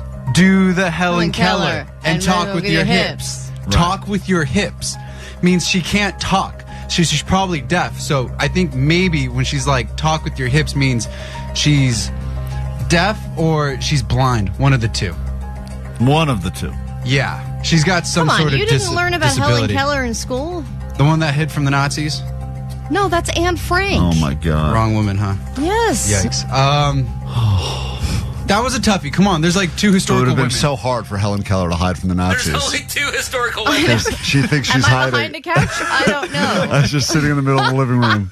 Helen, that's not a good hiding spot. I can't tell them I'm not here. All right. Let's go with blind. Let's go with blind. All right. What is blind? She is blind and deaf, John. Yes, double duo, And baby. mute. Let's go. And mute? Yeah, I don't was know if blind, deaf, and I don't mute. even know if we can give that to Johnny because David. I'm going to say David got it right. I mean, Johnny knew part of it, but She's the most famous for having multiple. Yes. yeah, multiple Not just issues. one. She's dope, bro. All right, Johnny doesn't understand he didn't get that right. David, hold on, you got yours right. We'll give you the point on that. Johnny doesn't know women. Let's say hi to Erica. Erica, you are a woman, correct? Mine doesn't either with these questions. I mean, Erica, how this is are not you? someone famous for being a woman. I'm good. How about you? She's a famous woman, Allie. What, you got a problem with the She's question? not famous for being a woman. She's famous for being blind, deaf, and mute. That sucks, bro. Perfect woman, right? Huh? Who's with me? Erica, here we go. Rosie the Riveter is known There we go. for this 4-word phrase. Will Johnny know this, yes or no? No. Okay. Erica, a woman, says she has very little confidence in you. Johnny, Rosie the Riveter is known for this 4-word phrase. What is it? She says you will not know. Does the exclamation point count as a word? Whoa. Because I'm thinking 3 words, but I'm like, are you trying to trick me with like the exclamation point as a word? Because it's yes, we can, or we can do it. So we can do it, probably. Yeah, we can do it. We can do it. Yeah. Can we? Yeah, I think we could. Is it we can do it? Is that your final answer? We can do it! Exclamation point. And she said you would not know. Wow. Yeah. Johnny, you have proven, just like You've women, proven that women are wrong. we can do it. Hey. Sorry, Erica, you are a woman and you don't know women. We move on and we say That has nothing to do with it. it has a little to She do with doesn't it. know Johnny. What the hell? I'm just kidding. You know plenty about women. Daniel, here we go. gosh. Daniel, welcome to Johnny Doesn't Know Women. Here we go. It's International Women's Day. Oh my gosh. Netbanger shout out on YouTube watching live. Netbanger. Here we go. Johnny, here's the question. What is the scientific name for boobies? What is the scientific name for boobies? Will Johnny know the answer to this? Daniel, yes or no? Johnny's a ladies' man. You know, I'm just going to go yes. I know we're supposed to go no, but I'm just going to go yes. All right, he says you will know this. Only one person has predicted correctly so far. Johnny's scientific name for boobies. Sweet knockers. It's not it, Klein. Is it breast, or gyno? Like gynecomastia? What are you saying? Gynecomastia is man boobs. And the gyno meant So women. you think that the medical term for boobies is man boobs? First of all, boobies is a slang term. It's not even a medical term. That's right. That's why I'm asking you, what is the medical term for boobs? Breast. Okay. Gyno. Breast. Gyno Just breast. drop the gyno stuff. Stop it. Daniel, unfortunately, that is not the scientific. The scientific term for boobs is mammary glands. Mammary glands. So Johnny did not breast know that is one. kind of political. Political? I mean, what's it called? Medical. It's a medical scientific term. I did get a thing in the mail saying that I need a breast exam. Yes. But, yeah, it is called a mammogram. If you want to because get it is your scientific mammaries. with it, The answer was scientific, Johnny. You didn't get the point. Well, Matt, all right, I give Moreno it that. Valley. One final person gets a shot at this. And I'm only. going to lock in on no. Yeah, we only had the one girl as a contestant. All right, Yeah, you're jeez. Usually they always call. Let me give a woman an opportunity. Yes, there you Hold go. on. Let me say hi to Michelle in Buena Park. Okay, Michelle, I'm sorry. Let's give more ladies a chance to win. Hey, we're celebrating you women today. Hi, Michelle. Hi, what's your name? Yes. All right, great. Here we go. Hi, honey. Let's go with this one. Amelia Earhart, Johnny, was the first woman to do what? Will Johnny know this, yes or no, Michelle? I want to say no. Okay. Johnny, Amelia Earhart was the first woman to do what? She flew an airplane. She's the first female pilot, and then she was the first one to go missing, too. That we can sit on the toilet and have your alone time. I don't know if she was the and first just pilot to go Definitely. missing. But she was known for going missing. They still can't find her to this day. Yeah.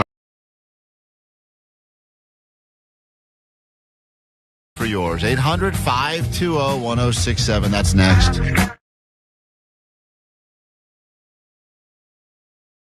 Right. So she's an airplane pilot, and she went missing. Bada bing. Technically, she was the first pilot to fly solo across the Atlantic. She's not the first female pilot either. Wow. But that's okay. I will say you did not know that. All right, Allie, Michelle and Matt. Michelle and David both got theirs right. Who's going to win the tickets to see the Kings? Come on, I'm going with Michelle. You know this. Yeah. No, we lost her. David, congratulations. Typical, can't commit. Michelle, I'm just kidding. You'll be going to see the L.A. Kings play hockey in March. Hold on one second, all right? Awesome. Thanks, Thank you. Thank you, and happy International Women's Day to you. I know it's a day early, but always better a day early than a day late with the ladies, right? Good to be a woman. That's Yeah. right. Back after this quick break, more show next.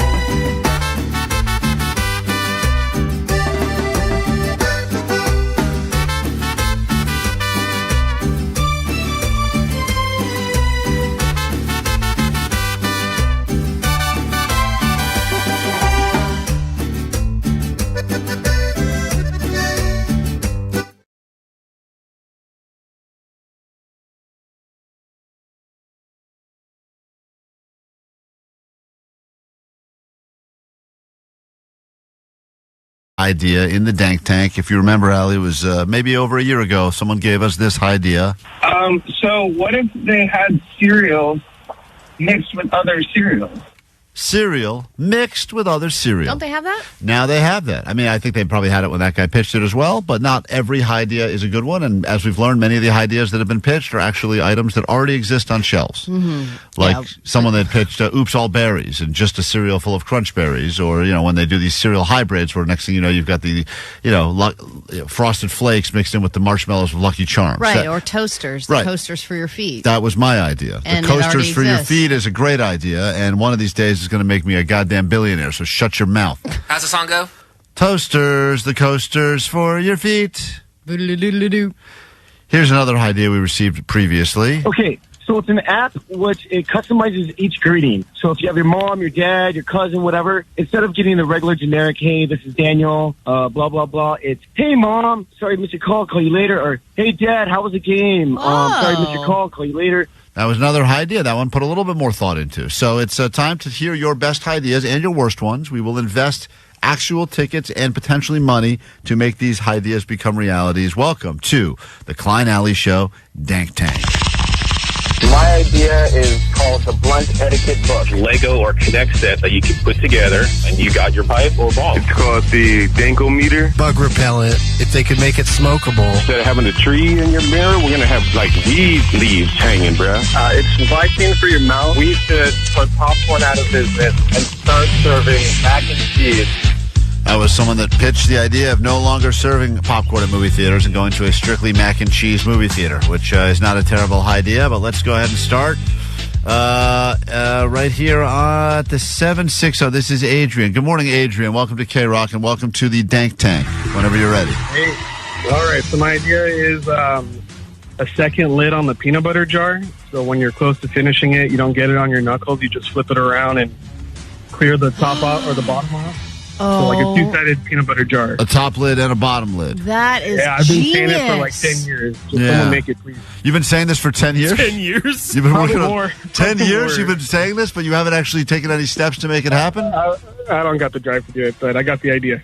Yeah, okay, fair enough. Hold on one Klein, second. why don't you invest in this idea? You're a Shark Tank. I'm a Shark Tank alum. Yeah. Didn't leave there with any money, but I did battle the tank, and I actually, unfortunately, feel like I've seen this. Or you can get this a longer butter knife. You could get a longer knife, but still, I know Insanely long butter knives is not as fun of an idea. Yeah, terrible idea, Jake. I'm not investing. I'm out.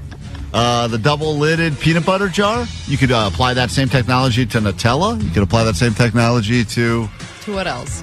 That's all I got. But sure, if you put some thought into Other it. things in jars that wouldn't move if you moved. All right, not a bad place to start. It's ideas like that. Excuse me, ideas like that. That's why the Dank Tank was born. You could put a divider in the middle so that, those big Costco-size peanut butter things? Yeah. There's a little divider in the middle, so when you reach the end of that, you just flip it over and you've got another thing. Yeah, Allie, it's interesting. I think that would probably jack the price up of what you'd be paying, but okay, whatever, worth it. Let's say hi to Gus on KROQ. It's the Dank Tank. Gus, go ahead. What is your idea for us? Hey, shout out to the net bangers. My idea is ripping off Build-A-Bear and doing Build-A-Bong. I feel like we've heard this one I before. think we've heard this before, although my short-term memory is not great. Thanks a lot, Weed. But yes, I do believe that the concept of you could go into a place and they got all sorts of different things, glass, tchotchkes, whatever, some glue, and you could go ahead and build your own smoking device. Sure, I could see that being something popular. Mm-hmm. Yeah. Chambers, pick the chambers. And you could, press a button and it would talk. Yeah, you can put one of those, all those things they do at Build-A-Bear rip you off. You want to add a heartbeat to your bear? You want to make it smell? That'll be an extra $5. And Valentine's Day, you do an S&M bong. Let's say hi to Arnold on KROQ. Good morning, Arnold. Sweet goodness, guys. Arnell, but all good. All right, Ariel, welcome to the Dank Tank. What do you got for us? I think that's even wronger. Oh, it's pretty big. It's like a hot box movie theater where you go in, you get your refreshments, obviously, and instead of just stadium seating or whatever, it's a bunch of couches. And there'll be the main movie that has all the sound, but since we're all, high there, there'll be like a five, different movies. So if it's like Tarantino, there'll be like Pulp Fiction in the front with all the sound, and then Django and Inglourious Basterds on You're talking about playing multiple movies in the same theater, is what it sounds like? I think that's where you lost me. Yeah, If yeah. it was just a weed movie theater, I was on board. Yeah, it had me at first with this concept of a movie theater called the Hot Box, where you could smoke during the movies, which I think are starting to exist in pop-up places, right? But there's all sorts of weird rules about smoking, so sometimes they're like vape only or edibles only, but... Or it's like you have to have a different lounge area for consuming, and then Yeah. you have to go into the movie after. Yeah, you're just talking about like multiple movie theaters, which already exist. He's saying, like, imagine if every room you go into is a different movie playing, which that already is a thing. Or is he saying in the same theater you would have the 3 movies happening at Arnold, once? follow-up question. I regret going back to you because your phone connection's so terrible, but what are you saying? Multiple screens in the same room or different theaters? Yes. So just say, for instance, Lord of the Rings. It'll be like you'll have the main movie with the sound there, and then for some reason you'll just look to the side and it's like, why am I watching Lord of the Rings, the different version? That seems confusing. I'm even more confused. What is he saying? I think we should just keep going back to him for more follow-ups as the idea gets weirder and weirder. All right, let's say to Susie. Susie, welcome to the Dank Tank. Any idea could be worth our money, worth tickets? Someone's going to leave here with actual tickets to Tarantino, Pulp Rock, and I bet you if you like Tarantino movies, you probably like the weed as well. What's up, Susie? Hey, my idea is finger covers for people who scratch too much. You know how you put like soft paws on cats? Like soft Well, paws. they have but those for humans. babies. Yeah, those little mitts. Yeah. You're saying adults? No, like actual like little soft plastic like finger covers. I know so what that you're saying. It doesn't make a sound. Wait. You're saying for adults? Go back to the Lord of the Rings idea. Yeah, let's ask what Arnell thinks about this. Hold on. Arnell's gone. Wait a minute. Your idea is that adults would walk around wearing finger covers if they have an itching problem? Well, like at night when you're at home, because sometimes it's really loud and annoying to listen to somebody scratch all night. So it's for sound sake. What is happening in Do your you just life? have a mass amount of fleas in your house? Why is everyone scratching so much and so loudly? That's, I think you got to get a flea bomb in there or something. All right. You know what would solve this problem? Not a flea bomb. Finger covers. Here's all I need for the prototype. 1 glove and a pair of scissors. Now we've just created 5 finger covers. All right, moving on. They're like, oh man, I need a snack in the kitchen. I got to take my finger gloves off. Let's say hi to Zeke on KROQ. Good morning, Zeke, and welcome to the Dank Tank. Someone's idea is going to turn into high profit, at least tickets to see Quentin Tarantino Rocks. What's up? Hey, what's up, guys? Sweet Dave. It's Sweet Shaf and Netbangers. Hello, Netbangers, watching along live on YouTube as we stream. This first time we've ever done the Dank Tank where you can watch it unfold in real time on YouTube. What's up? If you've ever tried to freeze food and you got to suck the air out of the Ziploc, I've always thought it'd be a good idea if they put like a little straw at the tip of the tippy top of the Ziploc so you could suck all the air out before you close the bag. Oh, suck all the food air? Why don't you just squeeze the bag, man? That's also a good idea. But I mean, So you're just like, I close it and go, no! Oh, man, I'm screwed. Only I had a straw. Yeah, all right. Omar, Just throw it across the room and run away. Omar, our job is not to make the people feel like their ideas are dumb. Our job is to embrace all these ideas. Okay, all right. My apologies, Zeke. I love that his only workaround was they need to insert a straw. Let's say hi to Choi. Good morning, Choi, and welcome to KROQ. Hello, it's Cho from San Pedro. What's up, Cho? All right, so check this out. You know when you go to your ice cream, get your ice cream out of the freezer? Yes. And you open it up and you only realize there's only like maybe an inch left? Well, my idea is to have a tearaway, so you tear away the carton as it goes and it lowers the lid. And that way you don't get it on your knuckles and you always know how much is in the carton. How much of this idea is based off of the peanut butter idea that you heard 3 minutes ago? I've had this idea for 10 years? 20 years. 20 years is so many. Everyone's probably so annoyed hearing it. Hey, Cho, have you been? Let me guess. You're the kind of guy I feel like you have just to prove your point. You have ripped open regular ice cream cartons just to show how much cooler it is when they're ripped to the size. Yeah, I take the scissors to them and I chop it. And I lower the... Yeah, I actually like this. This is not as dumb of an idea as it appears to be, because what he's saying is... No, I understand. And to be able to have like those little dotted lines along it, and then you can just rip it and perforated then ice cream it becomes like a cartons. little cup. Also, because at some point you think you got ice cream, you see a giant carton in there, you assume I'm set, and then by the time you rip the lid off, you're like, oh man, there's like a spoonful at the bottom. Yeah, it's just, I feel like it's fun to dig it out. You know, at the bottom it's all like slushy too and a little melty. Let me say hi to, God damn, there's so many of these. Aaron. Aaron, go ahead. You're on KROQ. Good morning. Line 6. Welcome to the Dank Tank. Hi, it's the Trash and Go, where you just get your trash can. You know, like the Roomba is automated, that when you don't want to take your trash cans in, that it goes in automatically to the spot after your trash is taken.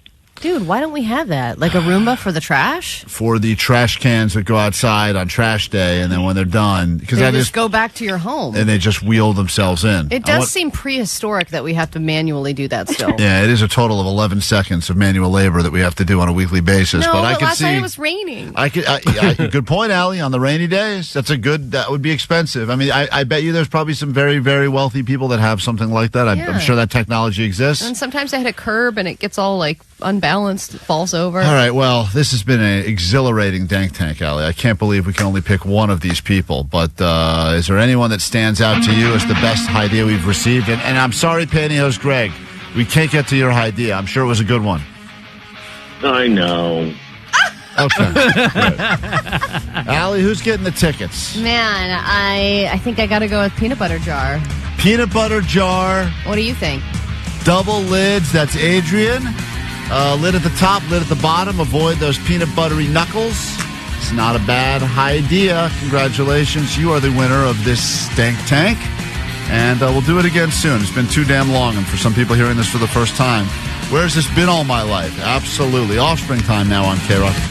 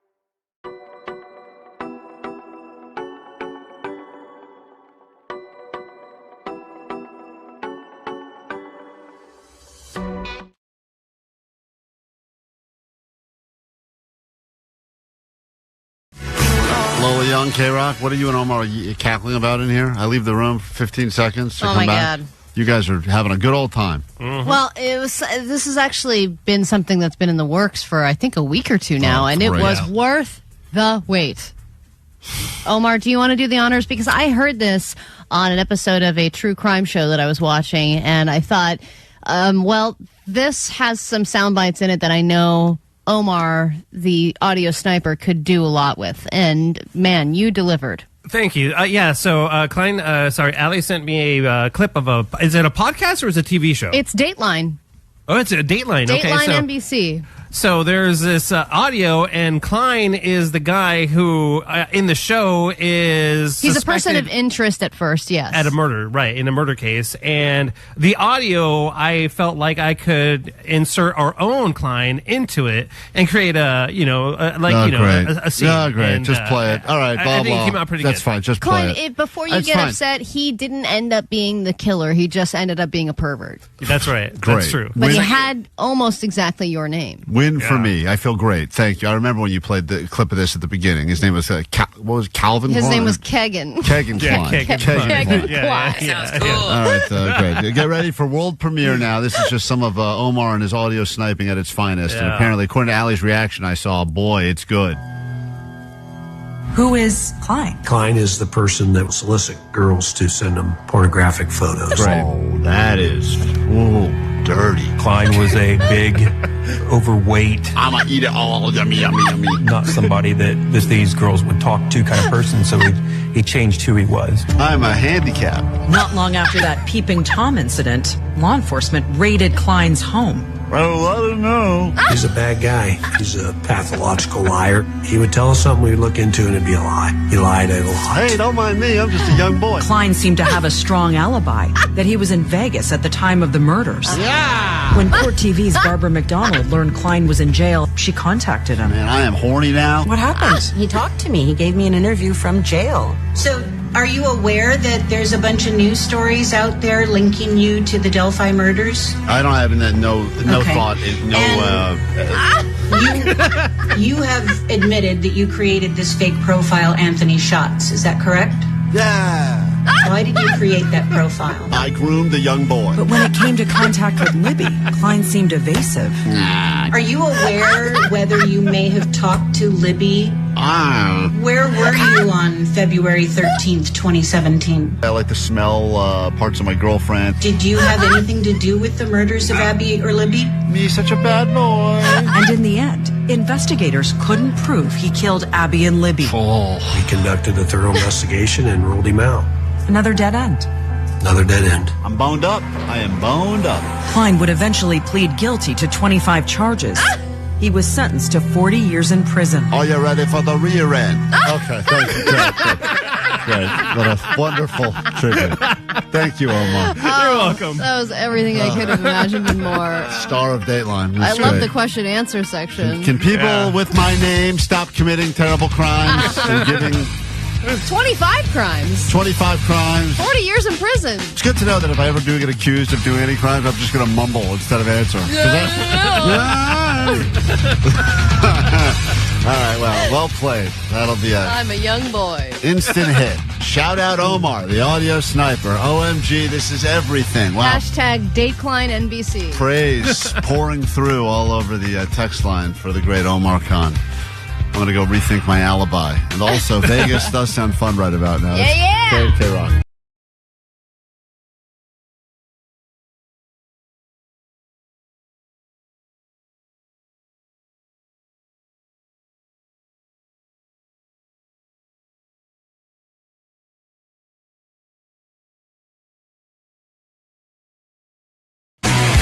Rock Klein Alley Show. Everyone argues that the generation that they grew up in is the best generation because it's their generation. You got to have pride for your own gen, even if you think your gen is not, quote, the greatest generation, which was stolen so early. It seems unfair that I think the greatest generation, those are all the really old people now, right?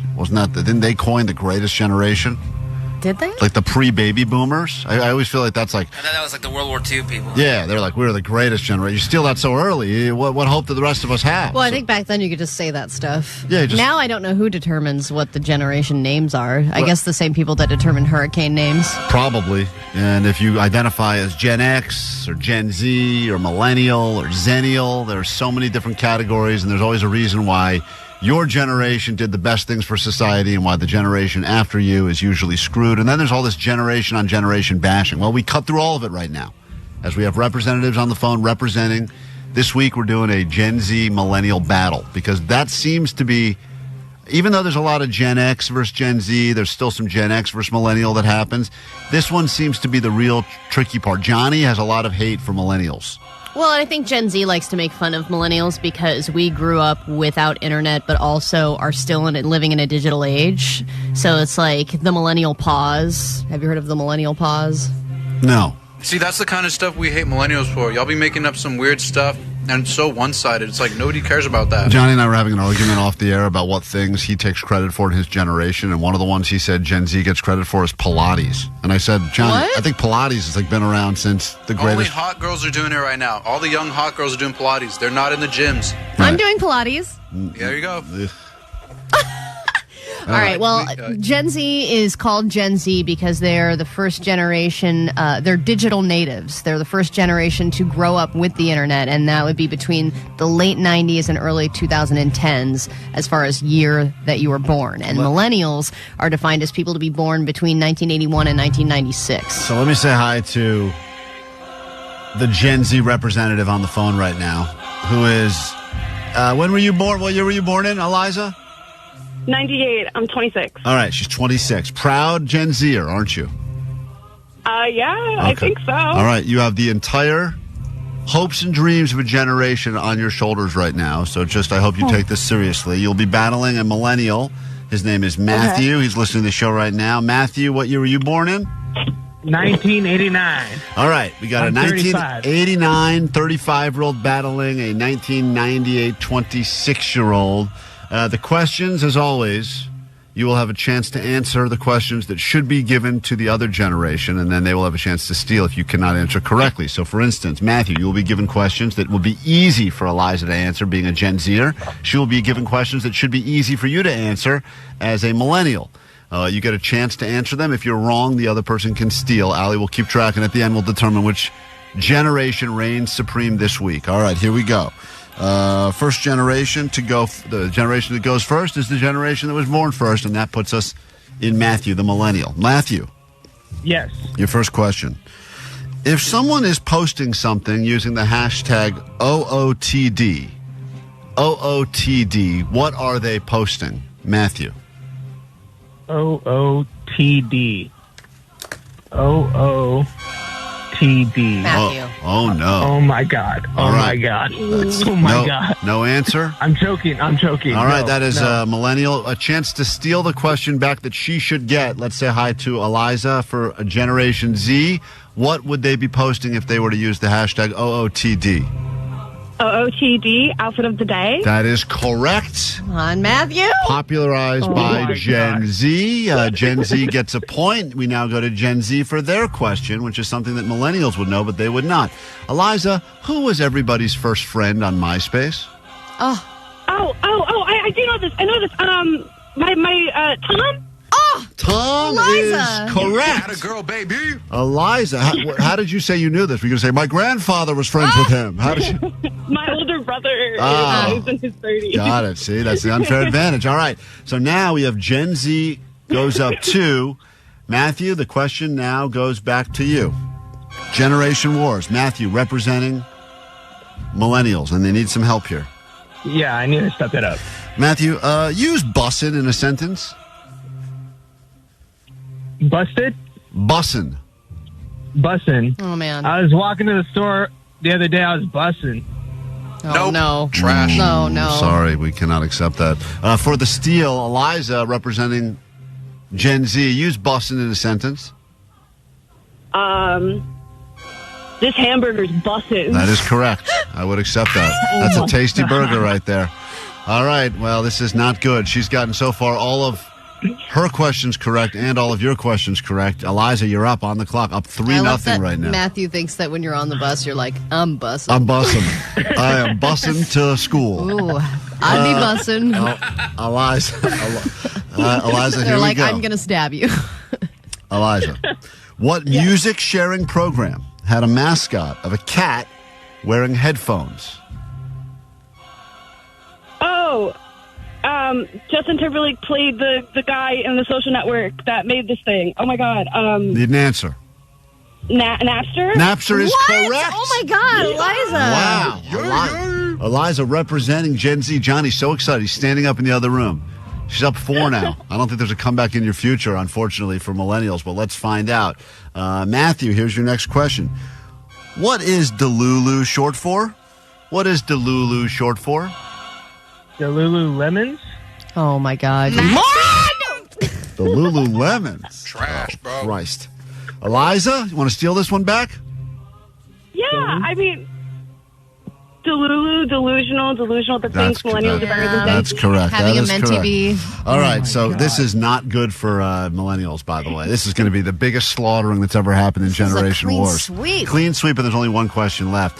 This 323 said, stop dicking around, Matt. Yeah, Matt, really, the hopes and dreams of millennials are hanging on you, and you are disappointed. All these acronyms. I'm sorry. All right, Eliza, Ridiculous. here we go. It's ridiculous. Let's see if we can trip her up. He's trying to get off my lawn approach. Eliza, what store had topless men standing outside of it to try to sell some overpriced jeans and T-shirts? Oh, I can smell the store. Yes. Oh, it's not Abercrombie. It was Hollister. Wow. I mean, she's right. Technically, I would have accepted Abercrombie, but Hollister did that move as well. They're like, we have even hotter guys. Both acceptable. Yeah. All right, she gets the point again, and now it doesn't even really matter at this point, Matthew, but let me just try to get you on the board at the very least. Matthew, Yes. What is Zyn? What is Zyn? A little tobacco pouch. All right, You put it in your finally. mouth. That's Yeah. the one thing we want. A nice red. Tobacco. Something you'd enjoy with, nice risotto. Yeah. All right, congratulations. Well, at the end of all of this, it doesn't matter because Gen Z smoked millennials. And Eliza, congratulations. Congrats. As a result, not only do you get bragging rights for your generation, You get bragging rights for ours, too. you can also get some tickets to go see John Mulaney telling jokes at Yamava with $50 to play the slots. All right. Great, thanks. And I bet you know who Lola Young is too, don't you? Who? Here's your answer right here. Lola Young. This is messy. Check it out. It's all over the socials right now. I'm sure you've heard the song. Congratulations. Next week, will your generation win? Let's find out. Gen Z will be back to defend themselves. This time they'll be going up against Gen X. That'll be next week on KROQ.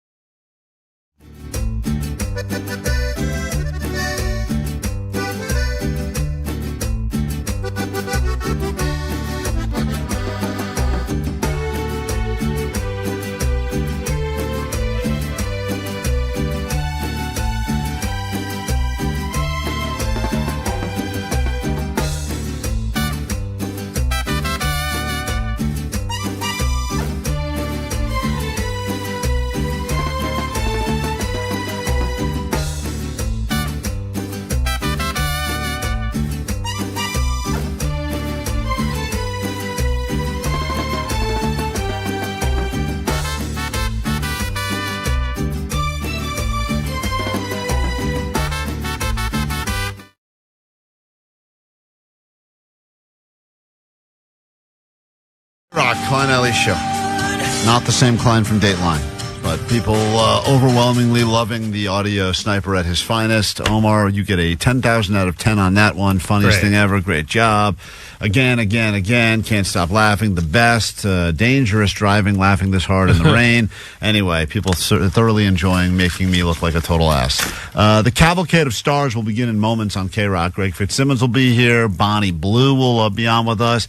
And Disneyland tickets all coming up roughly in the next hour plus. So we got lots to look forward to this morning. Right now, though, what's going on in the world? It's time for your news. Grab your Adderall. It's time for ADD News.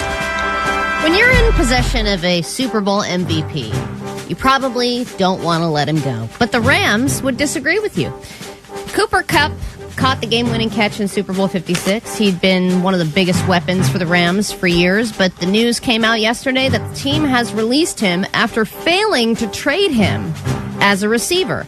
So they now have $15 million more because of his departure, and the question is, will they be able to put that money to better use? I would argue probably not.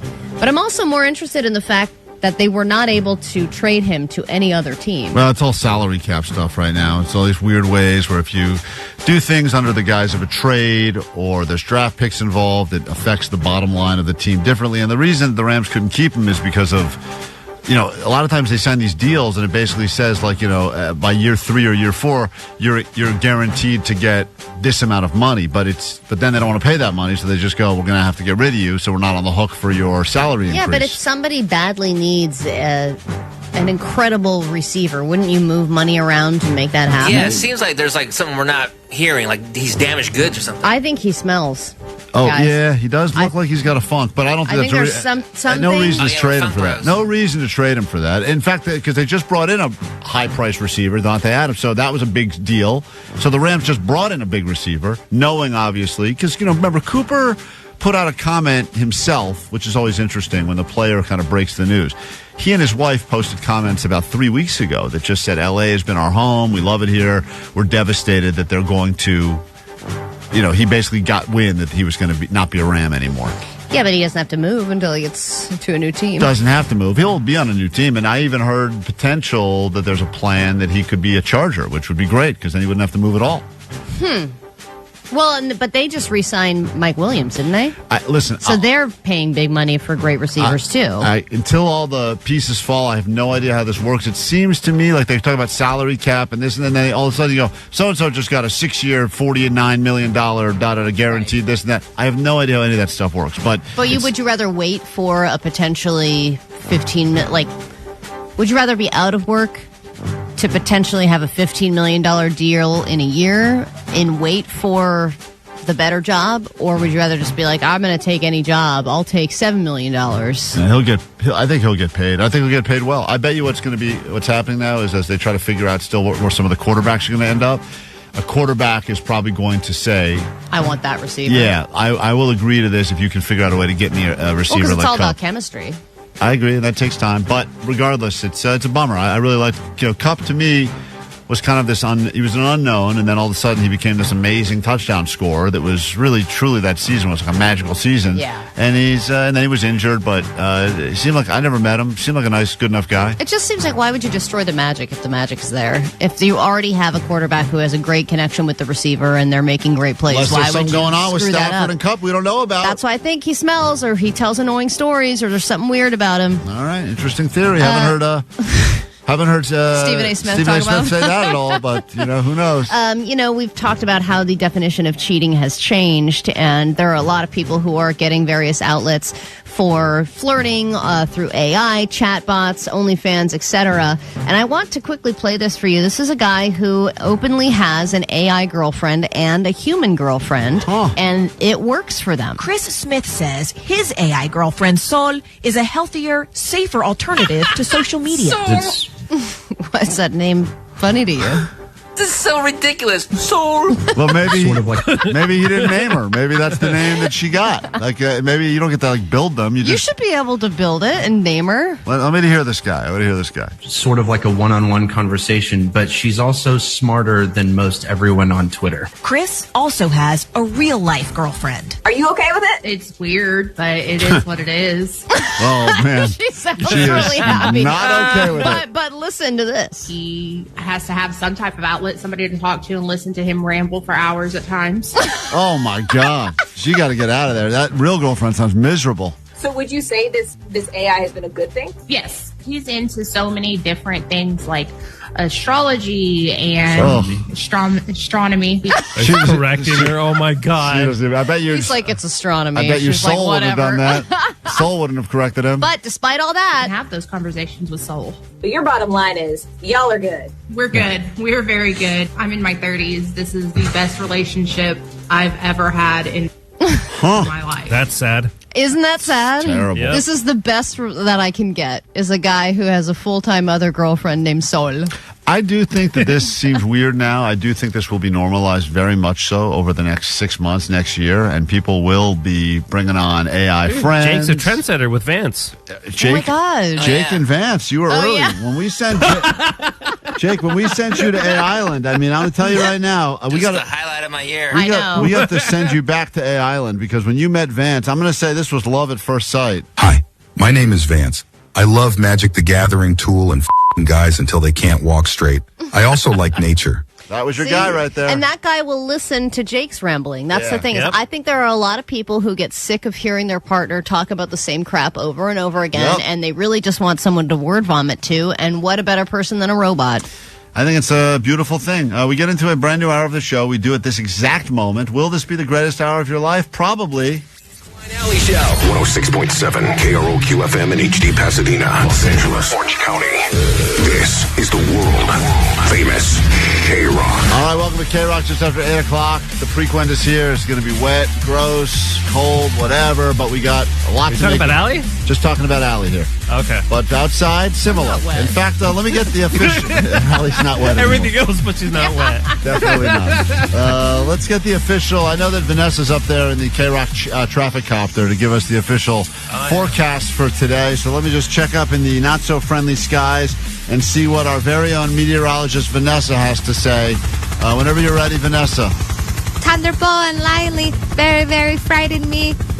All right, there's your update. Thank you. Stay safe up there. The That's connection Vanessa. in that copter is amazing. Unbelievable. It's like she's right here in the studio. What a great microphone quality. This hour on the show, Greg Fitzsimmons, our buddy, is back with his annual celebration of all things St. Patty's Day. There he is. A Mexican cutie. No, he's not. He's Irish, but okay. Greg Fitzsimmons will be in with us. Vanessa's confused. If you feel that you fall into a stereotype, we'd love to hear from you when Greg is in our studio. We will give away some tickets to something fun, and all you need to do is tell us what stereotype that you 100%. It's not fun to stereotype. It's not fun to be a stereotype, but then you look at yourself sometimes in the mirror and you go, man, I am living it up. I am the stereotype. It's okay to take ownership of it. Take the ownership. I own my stereotypes, and it's a beautiful thing to be able to laugh it off. Right. When Allie Vanessa does too. You know what? I love cocaine. That's right. Stereotype turns out to be true. When Allie went and bought a Subaru, she said, I know I am being a stereotype of a lesbian now, but I'm still buying this car. Oh, my God. As soon as I got in there, I was like, damn it. So we'll get to that coming up later this hour. Think of which stereotype applies to you, and that'll be coming up. And in a moment, we're going to work on people's wake-up routine, because apparently we're not sleeping well and we're not waking up well, and we'll talk about it next on KROQ.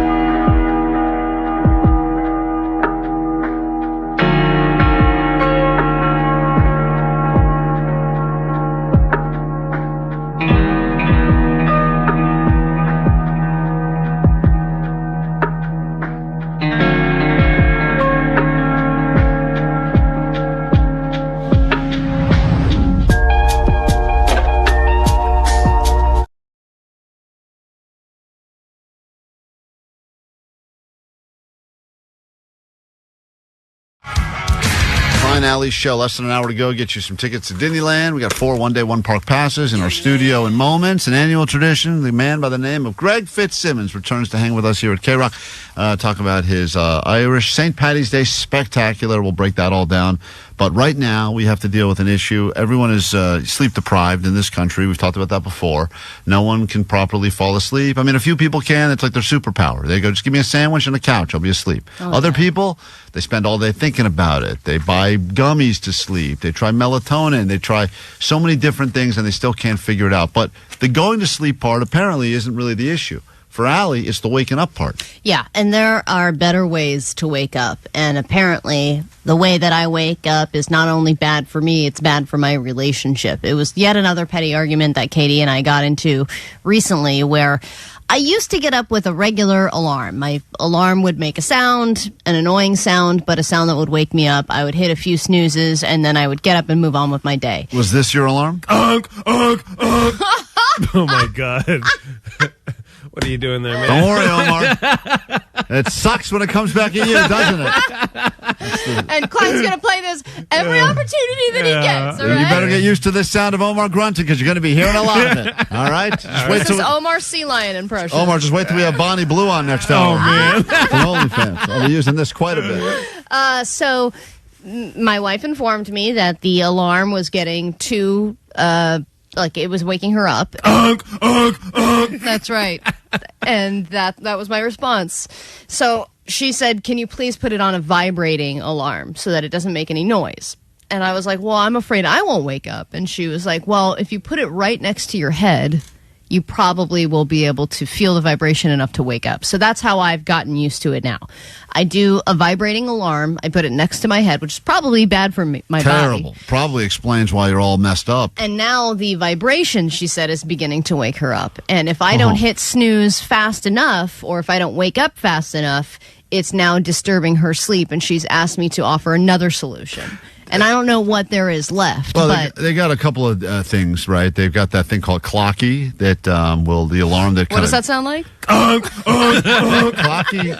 is the alarm clock that is attached to a remote control car, and it jumps as soon as it goes off. It pretty much jumps out of your bed and gets louder and louder, and runs around your room like a Roomba. You've got to chase it and break it or something. They have different ones too that are like a puzzle. Like one part of the alarm is in one part of the room, and then another part in the other, and then you have to find the pieces and put them together to turn the alarm off. She would hate all of those. You should just come up with a worse way. The thing is, she wants you to come up with a more quiet way to wake up in the morning, because I get it. If you sleep next to someone and they get up before you have to get up and they haven't figured out a way to wake up quietly, that sucks because you get woken up too. But you should tell her, okay, I'll try some different things, but everything you should try should be so much louder. Well, yeah, because another one is just literally putting your alarm across the room. So forces you to get up and walk over there. Forces you to get up and walk over and physically turn it off, because the snoozing that I'm doing, she's also told me, is not good for me. And you're not supposed to snooze. You're supposed to get up right away. And the other thing is, I was reading about different methods to wake up and what the best wake up experience is. As soon as you wake up, instead of hitting snooze, you're supposed to jump up and down 100 times. And that's supposed to wake you up enough to where you're like, all right, I don't need the snooze anymore. I'm ready to go. That's a bitch. Jumping up and down 100 times is hard. Yeah, ask Jake, the man with the invisible jump rope. He'll tell you. Hey, Allie, why don't you try that one? What does Jake sound like when he's jump roping? Allie, why don't you try doing that move tomorrow? Why don't you just the 100 jumps? Do the 100 jumps? She will be so miserable. I mean, I'm telling you, if you tell her trying a new way, because there's a million. You could do a you could jump into a cold pool, or you could jump into a cold shower. Well, you're also supposed to chug a glass of water when you wake up. Right. That's another one. But all of these things, I would imagine, are just going to be louder. If the idea is, I know all of us do the same thing because we all sneak out of our house in the middle of the night. The idea is you want to make as little noise as possible, like you're robbing the place. You want to just grab your stuff. Most of us get changed in different rooms. Yeah, in the dark still, even though I'm in a different room. The light from that room will wake her up. And the other thing, speaking of light, is getting an alarm that is light oriented, so it'll be like a slow sunrise. But you can sleep right through that. I mean, some people can. Maybe you can't. A lot of people can. But sleep I think it gets really bright, like as bright as this room. Well, she'll hate that too. That's going to affect her as well. Well, she's going to have to get a sleep mask. You've said before that the greatest way to wake up is fear. And the one time that you left your house in the middle of the morning and you didn't realize there was an Amazon guy just hanging out in your driveway, that freaked you the F out. It totally did. That 4 to 8 a.m. delivery, scary. Yeah. So maybe there's like some sort of a service where someone could just kind of start rattling at your window, like with a creepy mask on, because that would would wake you up and really like Someone's give just rummaging through my drawers. you. Yeah. Yeah, and then they're like, ugh. All right, well, it's if you have a They found my sea lion. if you have a better system of how to wake up, Allie will be experimenting a new one every day. No, you guys have to do it with me. Yeah, that's fine. My system's no good either. I'm like you. I snooze 3 times. I mean, we've all tried various sleep methods, right? We tried that a couple of months ago or whatever it was. Trying to fall asleep. Trying to fall asleep, yeah. So why don't we all try and wake up better together? All right, send us what you got. We'll take a quick break. We're back in a moment. The very funny Greg Fitzsimmons, live in the flesh in the KROQ studios, and that is next. Now, for a limited time, it's the KROQ Instant Spring Break. Just add listening every hour at 9, noon, 3, and 6. And voila! A chance to win 4-packs of one-day, one-park tickets to Disneyland Park or Disney California Adventure Park. At the Disneyland Resort, the happiest place on earth, you find all kinds of happy. And KROQ wants to give you a chance to visit on us. You can find the travel to a galaxy far, far away kind of happy. The my dream is finally coming true kind of happy. And wow, that churro was the size of my forearm kind of happy. Keep listening to win your KROQ Instant Spring Break. Winners of KROQ's Instant Spring Break are known to have a ton of fun and shout woohoo a lot. Both ticket and park reservation required. KROQ.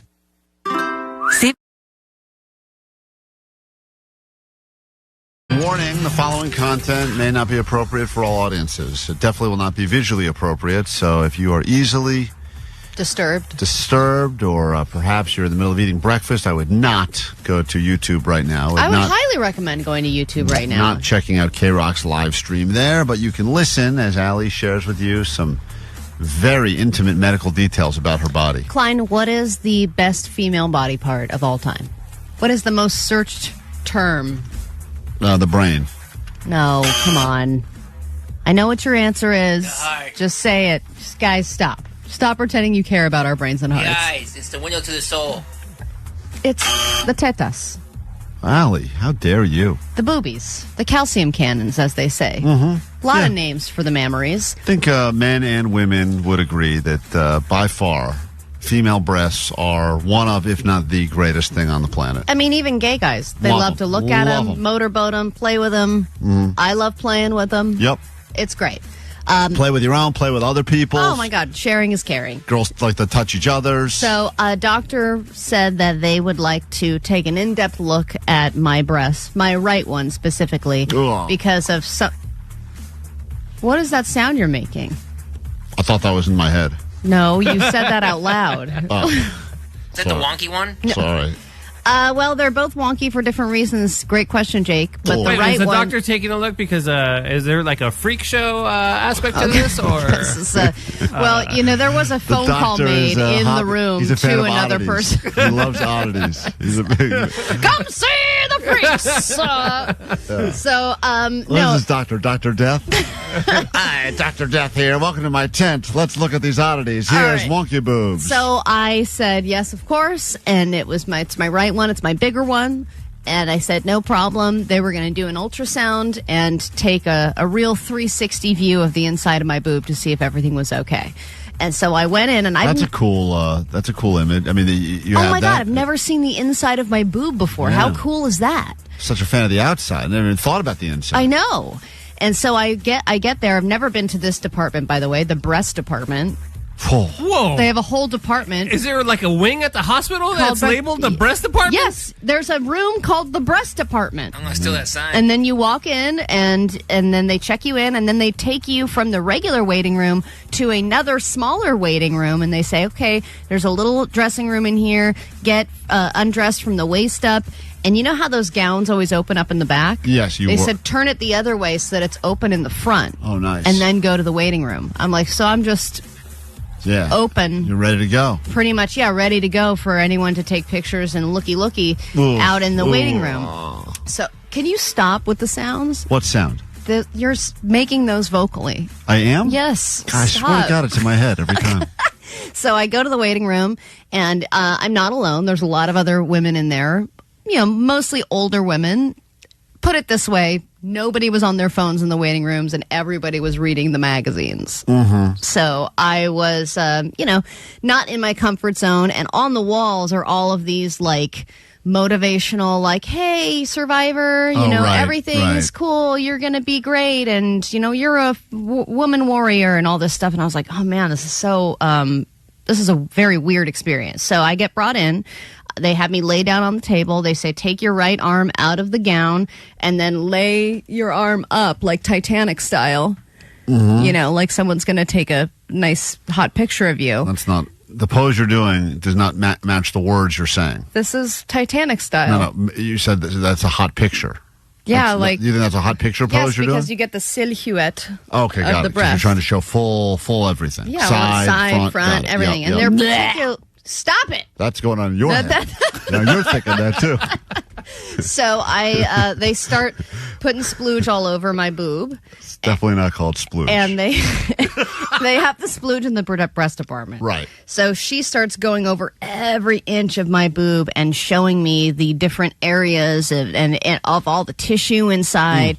And then she starts going, and she's just not able to find what she's looking for. And then she goes, hold on a minute, and has to like check my chart again and figure out what she's supposed to be looking for, and goes back. It's on the wrong boob. This took like 10 minutes, to the point, guys, where I think she was indulging a little bit. Oh, you think she was lingering? I think she was. Sure. I mean, if she was going over the same areas over and over again. It's so funny you say that, because 626 texted before the story even began. Now what? The X-ray tech touched Allie's boob, and she's going to claim she got hit on, and he really wanted her? I'm just saying, all the other women were in and out really quickly, and Right. for some reason this took like 20 minutes. Yep. Then I said, is everything okay? You know, because it's taken a while. And she goes, yeah, it's fine. I'm just... we're going to go over these results with the doctor now. I'm going to make a phone call. There's a little phone in the room. And I'm like, how serious is this now that you have to make a phone call to the doctor in person? And she goes, okay, yeah, here's what I'm seeing. Okay, I'll tell her, I'll let her know. Hangs up and goes, so the results are inconclusive because we just don't know your breasts well enough yet. And what we need to do is we have to have exams more frequently. Did you not tell them your boobykins? So that we can get to know your breasts and know if this is just what they are supposed to look like or if this is some kind of anomaly. That's interesting. I didn't even know that was a thing. Yeah, so they gave us. So I was able to take a picture. Hold this picture. Show the people enjoying on YouTube right now. Well, this is Allie's, the medical version of my boob. Wow, you got good looking. What are those? X-ray Good shape, boobies? right? Yeah, those are nice. Yeah, I think so too. This is again just the right one, and comparatively, I think individually my boobs are really great. Together, they don't make a lot of sense. No, it just seems like there's one boob that should be on one person, another boob that should be on another person. Whenever you see a couple and you go, "How are they together as a couple?" It doesn't make sense to me. You know, that's like Allie's breasts. But in this particular picture, the one you're showing right now, this is my best angle. Who knew? Who knew your best angle was internal? That is. All right, well, it's good. It's a good story, Allie. So I think I'm okay, guys. If anyone was wondering, it's a minor miracle. Someone said, "Apply this kill switch we've been talking about to Allie." All right, we can't do that.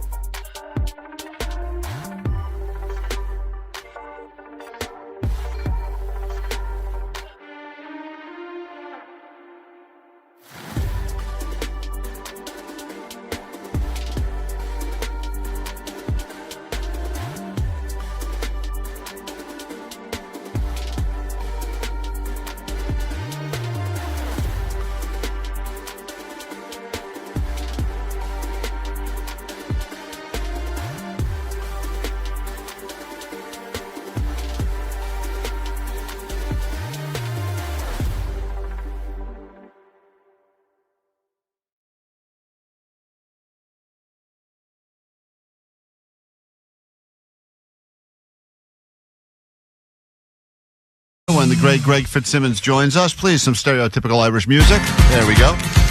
And Greg is not just here to hang with us, although he's always welcome, but he's here because his annual St. Paddy's Day benefit at the Hollywood Improv is happening this Saturday, March 15th, in the main room, featuring the great Bobby Lee, Harlan Williams, Annie Letterman. She owes me a couple lunches. And tickets are just $25, and you're raising money for a good cause, right? No? We're going to have fun. We're going to have fun. And, well, you know, I split the money with the comics. So, right. I'm tired of this. Do you show up to work and give your money to charity? I'm so tired of people expecting a comedian to go, I'm going to help the people from the fires. Right. Hey, what about me? Right. What about me paying my mortgage, my electric, my car bill? When did I become like, Jerry Lewis? Well, it's funny because what happened after the fires is everything had to turn into a benefit. Now, some were real benefits, and others were things that were pre-scheduled, but they're like, and also plus benefit. And then you start looking at it and go, a portion of the proceeds. And you start going, well, what does that even mean? A portion could be $1. All right. I'm going to give a portion of the proceeds. There you go. To Best Buddies, which is a group I work with that helps people with intellectual disabilities. There you go. When I go on the road, I sell these pins with my face on them.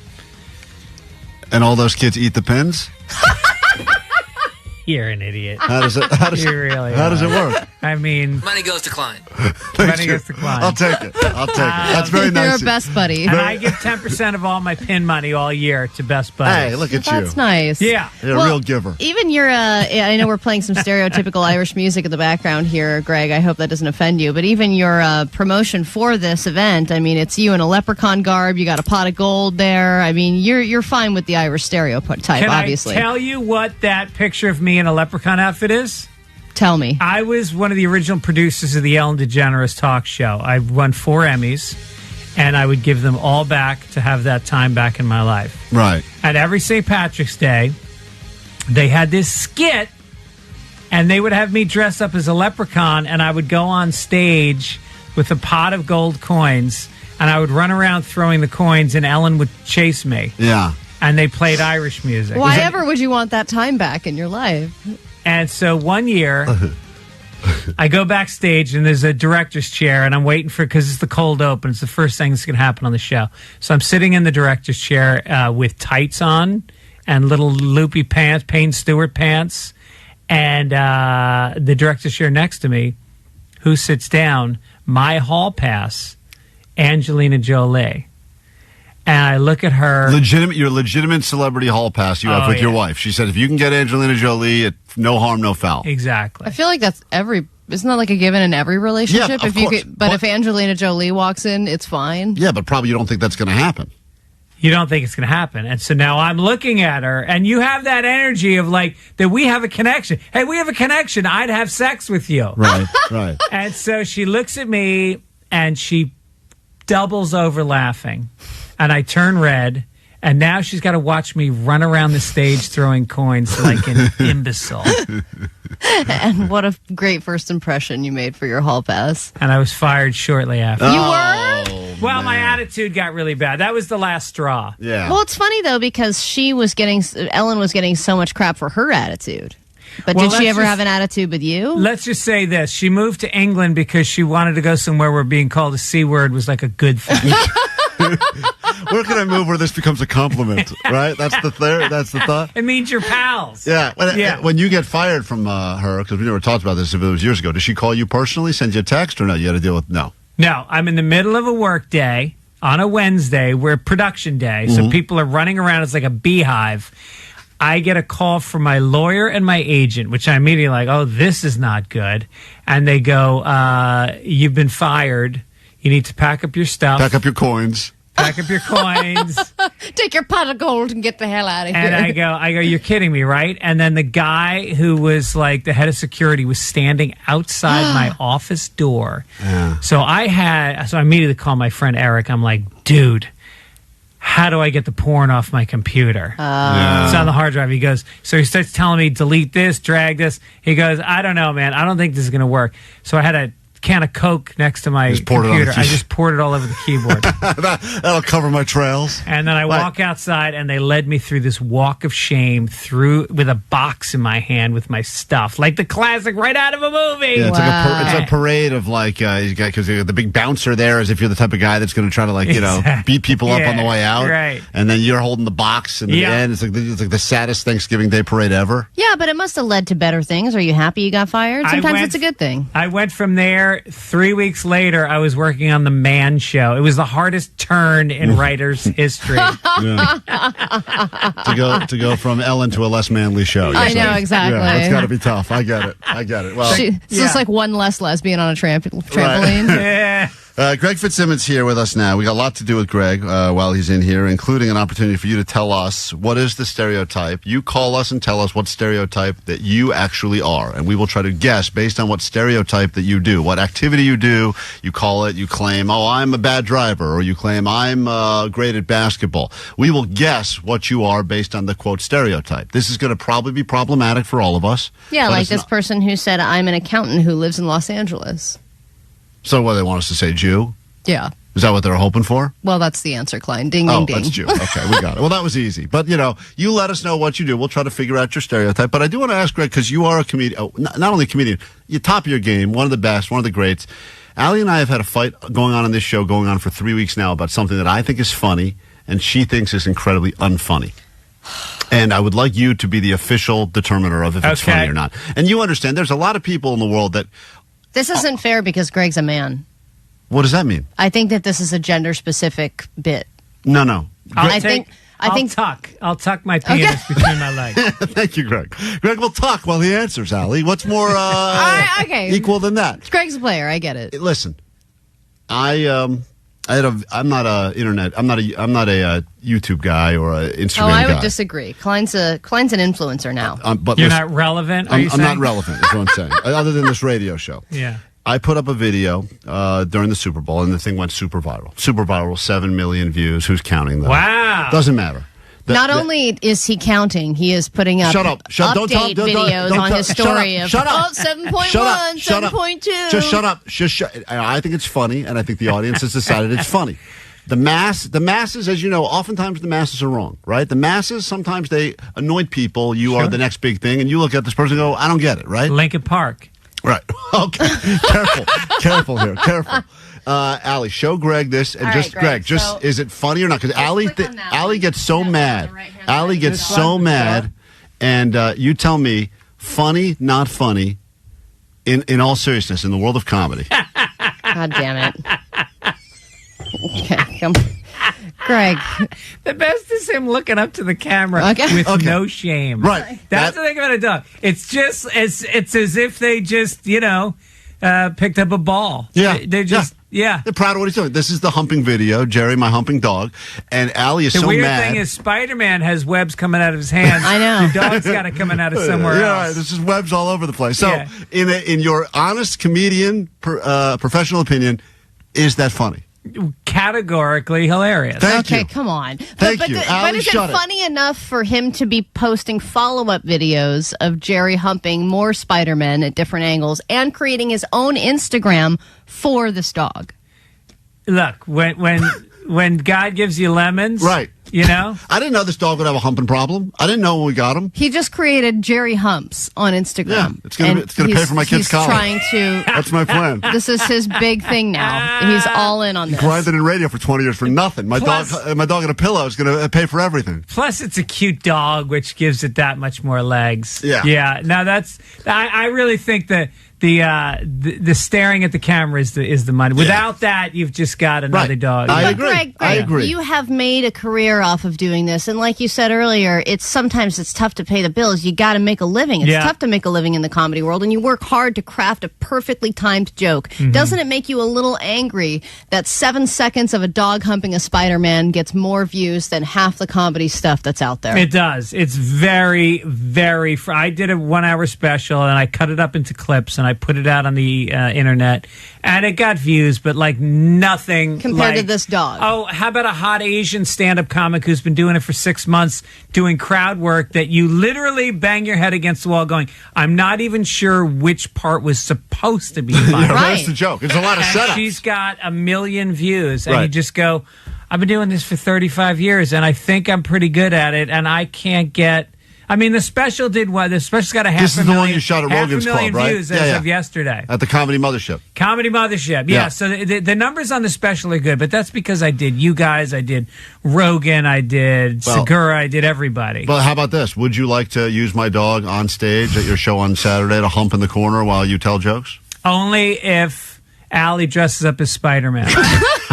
Now that's funny. For you, Greg. Now I that's will do funny. it. All right, Greg's gonna help us judge this. I want your calls now. We have tickets up for grabs to go to the show. St. Patty's Day annual benefit at the Hollywood Improv. Let's go. Make it happen. You get Greg, you get Bobby Lee, you get Harlan Williams, you get Annie Letterman. A packed lineup. Tickets just $25. You should buy some, but we'll give away a pair right now. All you got to do is be on the phones, 800-520-1067.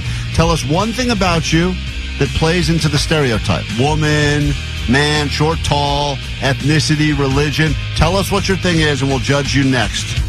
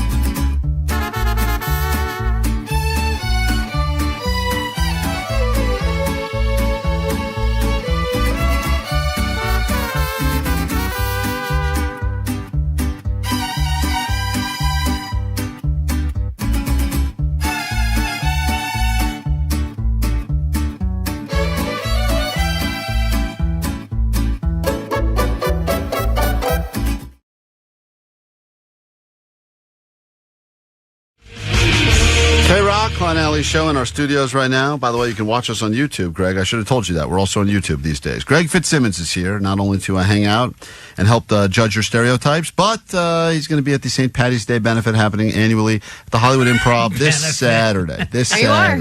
March 15th. A portion of the proceeds will go to help out his little buddies, right? They're not little. No. Just because they have intellectual disabilities. And it's so funny because I work with them a lot, and we go bowling and we do trips and stuff, and people always go, that's so great that you work with those kids. They're in their 30s.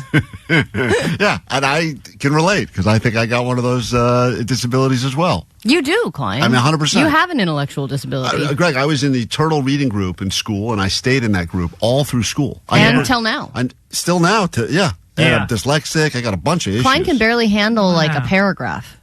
No, I miss things. I don't show up for things I was scheduled to do, and I'm late. And then yesterday, I'm so ashamed of yesterday.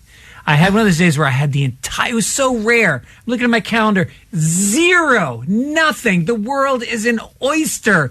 I could have taken a bike ride on the beach. I could have read that book I'm dying to read. I could have met a friend for lunch. And I masturbated. That was the high point of the day. That's all I did. And then once I masturbate, I feel dirty. Mm-hmm. I feel depleted. Yeah. And you're like, I'm not going to go on a bike ride now. No, it's because then the bike seat is going to touch my penis and it's going to remind me. Right. And so, I realize I need porn that makes me feel, that doesn't object. We talked about this before. It objectifies women. And I got to find some that does. I need some wholesome, porn-fed, free-range porn. And so, I was thinking it would be great if it was like a married couple, like an actual married couple. I'm sure they have that. But then you watch them have sex the way a married couple does. You watch them sit on the couch and you watch Netflix with them. And for 10 minutes, then he throws a move on her. And she shuts him down. Right. Now you watch 10 more minutes and you're watching in real time. And then he hits on her again and she goes, well, maybe if you did some dishes, we could talk. Now you watch him in the kitchen doing dishes. You watch the whole negotiation. Yes, and then he walks back into the TV room. She's asleep. And he pleasures himself. End of movie. That's a great movie right there. I think that would be a very successful OnlyFans channel. I think I've watched that before. I realized I was just watching my cameras in my house. There was just surveillance of what was going on. This is frustrating. I do, before we get to this, I do worry about that when I watch adult content because as a lesbian, I'm like, okay, I'm attracted to women and I want to see women having sex. But then because it's so male-centric, I feel like they're always being objectified. So it takes I get all heady about it. So I watch men. No. Yeah, men with other men, because then I'm not thinking about the woman at all. And I'm just looking at two men really having a wonderful time enjoying themselves. And if there's weird stuff going on, I'm like, well, they're guys, so I don't care. What about lady boys? Have you experimented with that? I haven't reached that category yet. The day is young. The difference. The day is young, Allie. The day is young. Difference. That's true. It gives like a best of both worlds. Like a fusion, if you would. In the restaurant world. Asian fusion. We got a lot of people on the phone right now that would like to join us for this round of stereotypes. Greg says that as it pertains to Irish people, I think it's stereotyped maybe more than any other group of people. But as you've said before, quite a few of those stereotypes are true. You can't touch a drop of alcohol anymore because you would be a raging drunk. 35 years sober. Yeah. Congrats. Thank you. Let's go ahead and try to figure out what these people are based on what their thing is. And we're going to take some guesses now, and this is all meant in good fun before you start sending complaint letters. Susie, we'll start with you. Let me guess by the name alone. Middle-aged white lady. Bing, bing, bing, yeah. Oh, wow. Oh, are we just doing name? I guess we're just going to do name. Now, what is the thing that... Susie, what is your thing? And we'll try to figure out your... go ahead. What is your thing? I don't season my food when I cook. Oh, white. Yeah, just white? Yeah. Yeah, white people hate seasoning for some reason. The amount of changing of food choices I have to do when my mom or my mother-in-law is in town, they cannot handle any spice, and it gets worse when they get older. They're from the Midwest? No, California. Yeah. But even she said, I don't like that chipotle. It's she couldn't pronounce Chipotle, but it's too spicy for her. And it's not even spicy, it's just smoky, and she still can't handle it. Yeah. All right, Tim, it's just too much. Tim, tell us your activity, and we'll try to figure out what you are. Go ahead, Tim. It's time for Stereotypes with Greg Fitzsimmons. What's up? Hey, good morning. I love your show. Golfer. Golfer. Even just the way you said it. Hey, wasp. Golfer. Yeah, wasp. Yeah. White Anglo-Saxon Protestant? Not quite, but Catholic, but close enough, I guess. Yeah, all right. Yeah, but you're probably some kind of a VP, or you're in sales, or there's some kind of affluence to you as well, I would imagine. Yeah, you got money? Not enough. Oh, Who hilarious. doesn't say that? Yeah, I have a friend who is, I went to high school with him, and he became he had a hedge fund, hugely wealthy. And I said he's a billionaire. And then his wife looks at me and goes, yeah, we wish. It's so hundreds of millions isn't enough? We wish? Oh, we wish. Oh, my God. She's just disgusted. Yeah, I know. All right, let's say hi to Chrissy. Chrissy, what is the thing that you do? And we'll try to figure out what your thing is. What's up? I guess mine's easy. I drive. She's Asian. You drive? Yeah, but I'm a girl driver. I'm a girl and I drive like a girl. What does that mean? Your rims are all rashed up, etc.? Oh, yeah. I mean, the curbs are always in my way. They come out of nowhere. They don't come out of nowhere. Yeah, really. I go off them. I hit them. I can't park straight. I'm always saying, oops, and I don't know why, but... You always have to do the girl, oops. That's what on a woman's car, when you're backing up, that should be the beep. Oops. Sorry. The problem is they're completely oblivious to that. It doesn't matter at that point. Jonathan, go ahead. I got into a fender bender yesterday, and I was at fault. All right. Asian. He said, I don't stand by that stereotype, but Greg Fitzsimmons says Asian. Are you? 100%. Hold on one second. It's a less PC backup noise. We can use that one. All right, Jay. Oh, sorry about that. We'll go to Jay. What's up? Jay. What? Hey, what is your thing? We're going to try to figure you out. All right. I have, those butter containers? Yeah. You know those butter containers. I use that as Tupperware. Inbred. I would say overweight. Redneck. Yeah, I think he's going for redneck, right? The Ali's right. But, you're overweight? You're fat? But that's not my ethnicity. I also have a giant blanket with a big lion print on it. Oh. All right. Is there a stereotype? Well, there is a stereotype that a lot of people who are overweight will wear animal print. Why? To confuse the nature? I don't know, but there is a bit about that, about how, like, especially large sizes, they all have like manatees on them and different variant animals like tigers and stuff like that. How do you know information like that? Al used to be huge. I did. Al used to be huge. No, really? Mm-hmm. Yeah.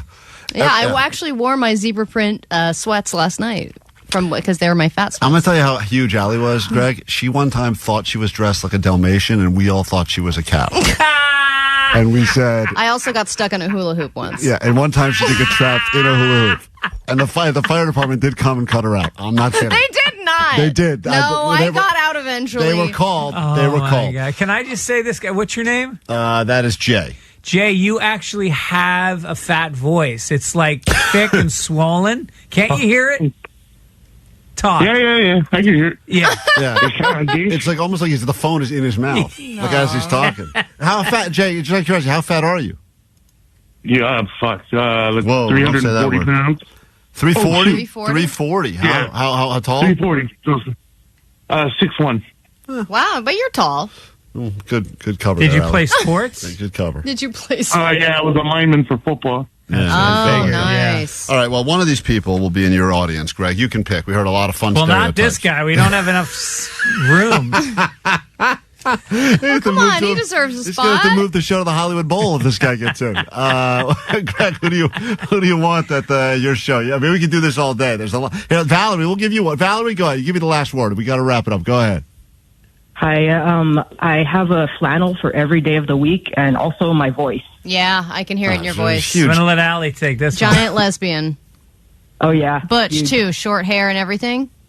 Yep. Yeah, you probably have a good hat collection as well. Oh, you bet. Yeah. Yeah.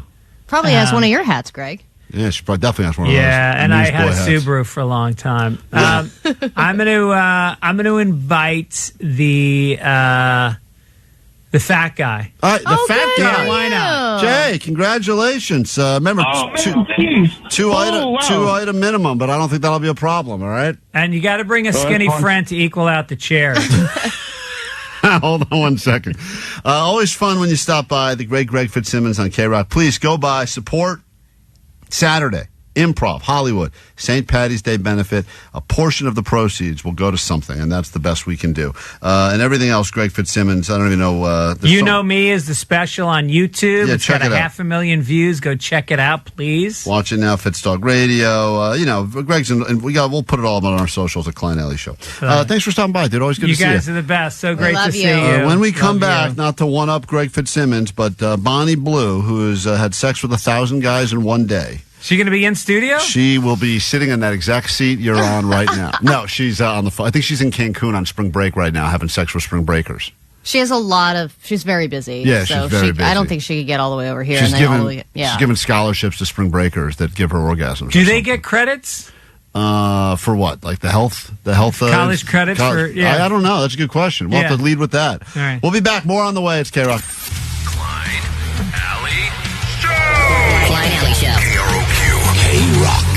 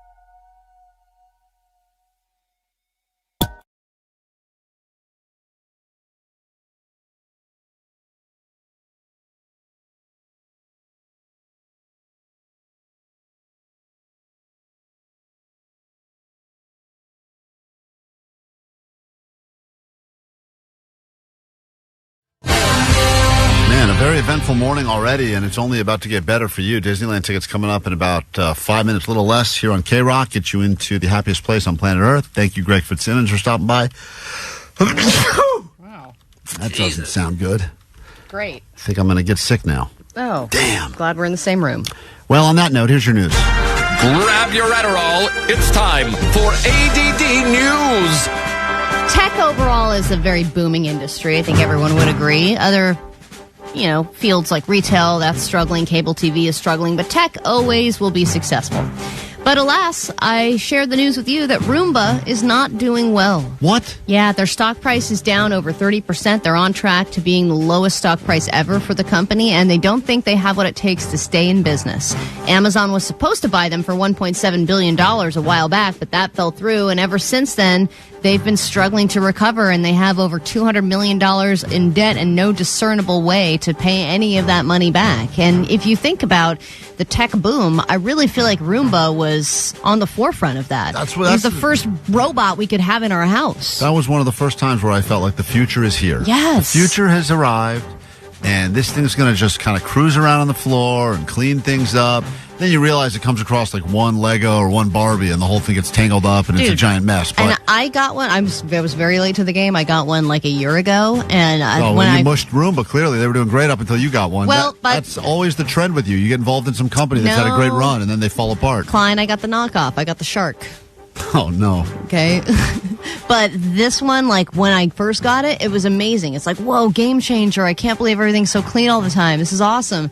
And now, I don't know if it's, like, programmed 6 months to a year afterwards. Every time I come down the stairs in the morning, that thing is dead in the middle of a floor. Yeah, it's like smashing into a corner over and over again. They didn't exactly perfect it, but remember, my theory was that if it worked as a butler, if you could put a platter of chips and dip on top of the Roomba, and it would actually bring food around.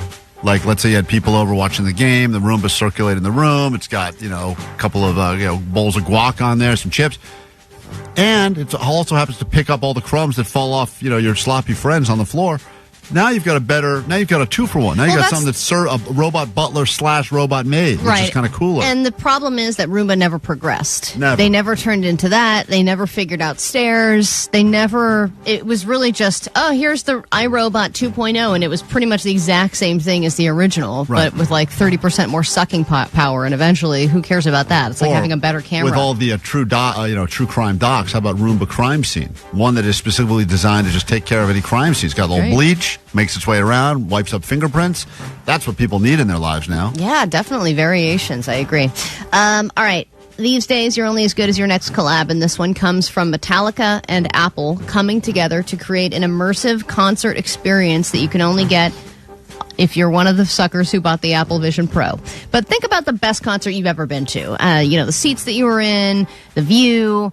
Think about that guy that was probably rubbing up against you, or the other person filming the entire concert. All of that goes away when you just put a 3D headset on and you have a concert experience like you're there without having to sit in traffic. And this comes out tomorrow. Basically, they took some of the songs from one of their shows in Mexico City. They filmed every angle of it, and they put it all together and created a totally unique 3D Metallica experience. Here's a preview. So that sounds good. Really feels like you're a part of it. That's great. Imagine that with your Vision Pro goggles on. It's James Hetfield, right? Like you're there. Yeah, he's going hard. Did he relapse again? Rock and roll, baby. And then finally, I know money is tough for everybody these days, and inflation is getting worse and worse. And this is a new study that I think we can all relate to. Most Americans now spend their paychecks before the money even hits their bank account. And whether that's a mental thing of things that you're planning to buy when the paycheck comes in, or you've paid things before the money has actually landed in your bank account, we are spending money so fast that we're spending it before we even get it. I constantly have to ask myself the question, is this the Friday? Is this the Good Friday where we get paid? Or is this not the Good Friday? Because I got to make some decisions based on which Friday it When is. you wake up and it's not the Good Friday, you're like, no. It's still a Friday. Just another Friday. It's not the Good Friday. Let's get into a brand new hour of the show. The second this one is done from Artemis, and the very first thing we'll do is pick up caller 20 at 800-520-1067 and reward you with not one, not two, not three, but 4 tickets to Disneyland. That's happening in 2 minutes.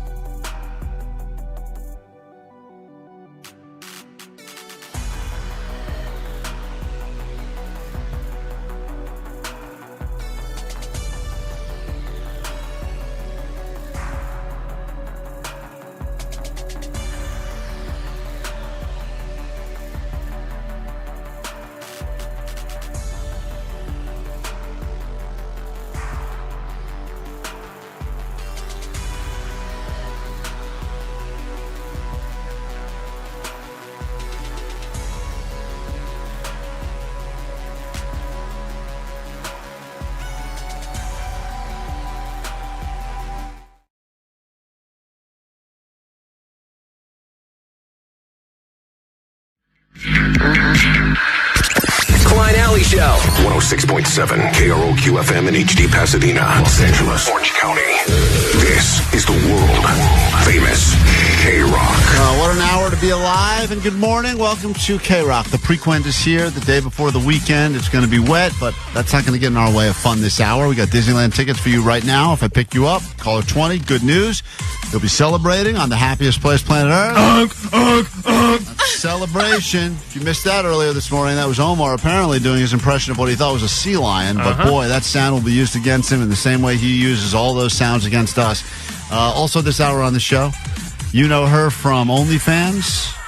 Her name is Bonnie Blue. She is, I think, set some sort of a record for being with 1,000 men in one day. It was a 12-hour period. 12 hours? Yeah. Jesus. She's trying to break world records, and she's really changing the game in terms of how many people she can have sex with and under what circumstances. So I don't even know how she's got time to squeeze us in for a chat, but we will be talking to her at some point this hour as well. So that'll be eye-opening, I'm sure.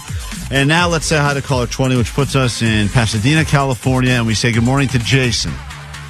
Woo, good morning, Sweet Dibs. Sweet Dibs, Jason, you are caller 20. That's the good news. The even better news means you and 3 of your friends, relatives, whoever, will be going to Disneyland, all right?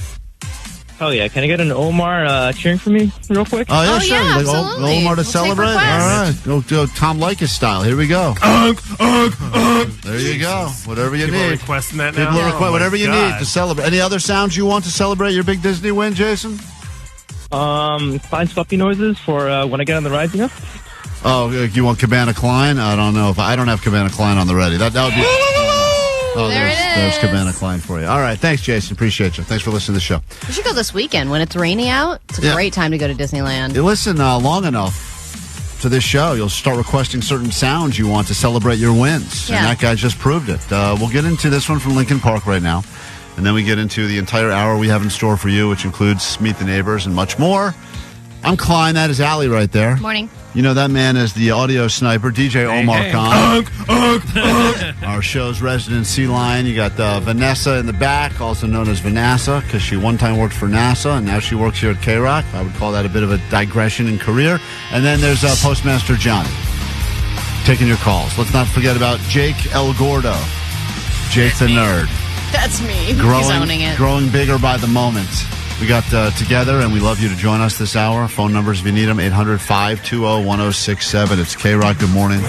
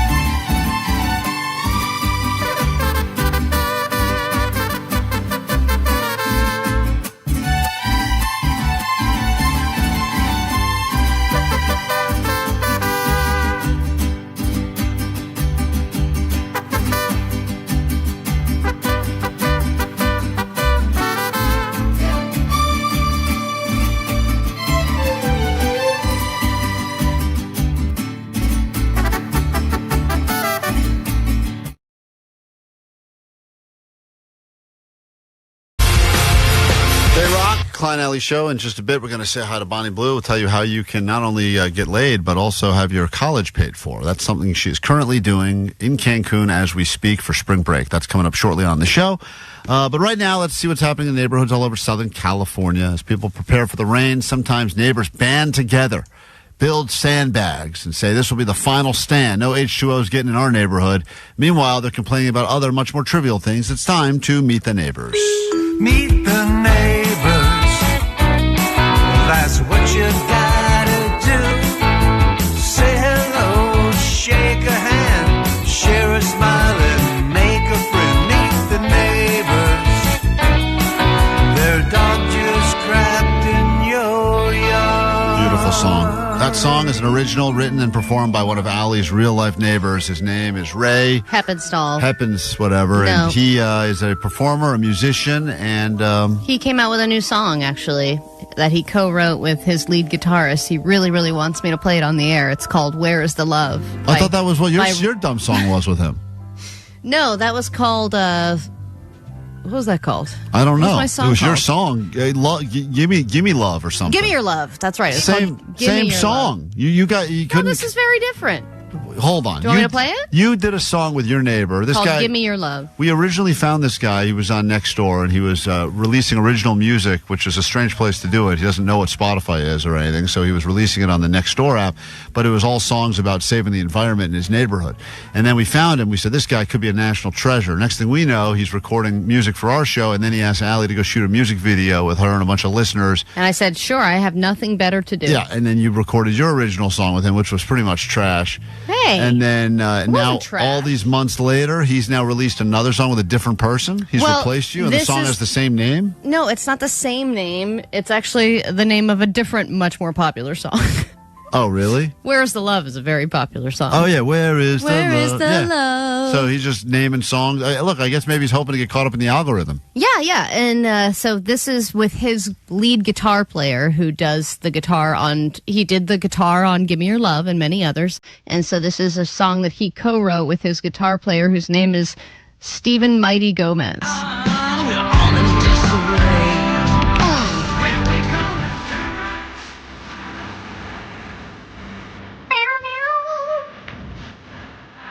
Yeah.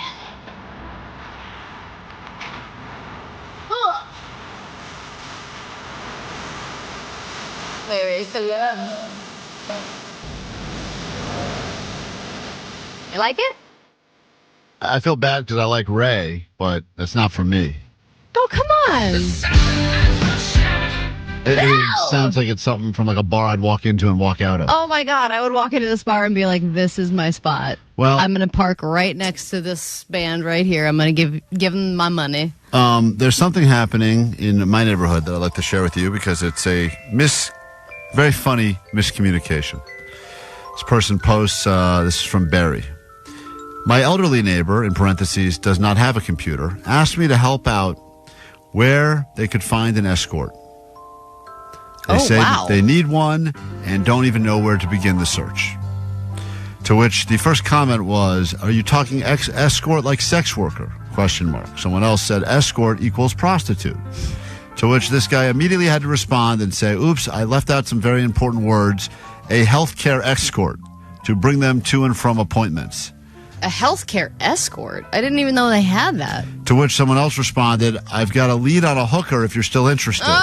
To which he said, once again, not looking to pay for sex, looking for someone to drive my elderly neighbor to and from important health appointments. Or, ? You never know where that could lead. The next comment after that was, hi, I'm new here and I need money. I'll sleep with him. How much? What? So No it is. way. It is. This is what you call one of those funny oopsies moments where the neighborhood really shifts it into a much different direction than they were originally intended. And once it shifts to sex, you can't really shift it back. Can't go back to healthcare escort when they went to regular escort, right? This one was submitted by a listener, and this is posted by a guy named Dan Bockick in Burbank, California, and he would like to combat the inflating egg prices, and he wants the community to help him. He said, one way to bring down the price of eggs and availability would be for us all to boycott buying them. Who's with me? If we all lower our consumption to less than half normal consumption, it would have a great effect. to where a few people said, yeah, I'll do it. But most people said, I had three eggs this morning and I have them every morning. It's not going to change. Yeah. No thanks. I need my omelets. Are you boycotting everything made with eggs?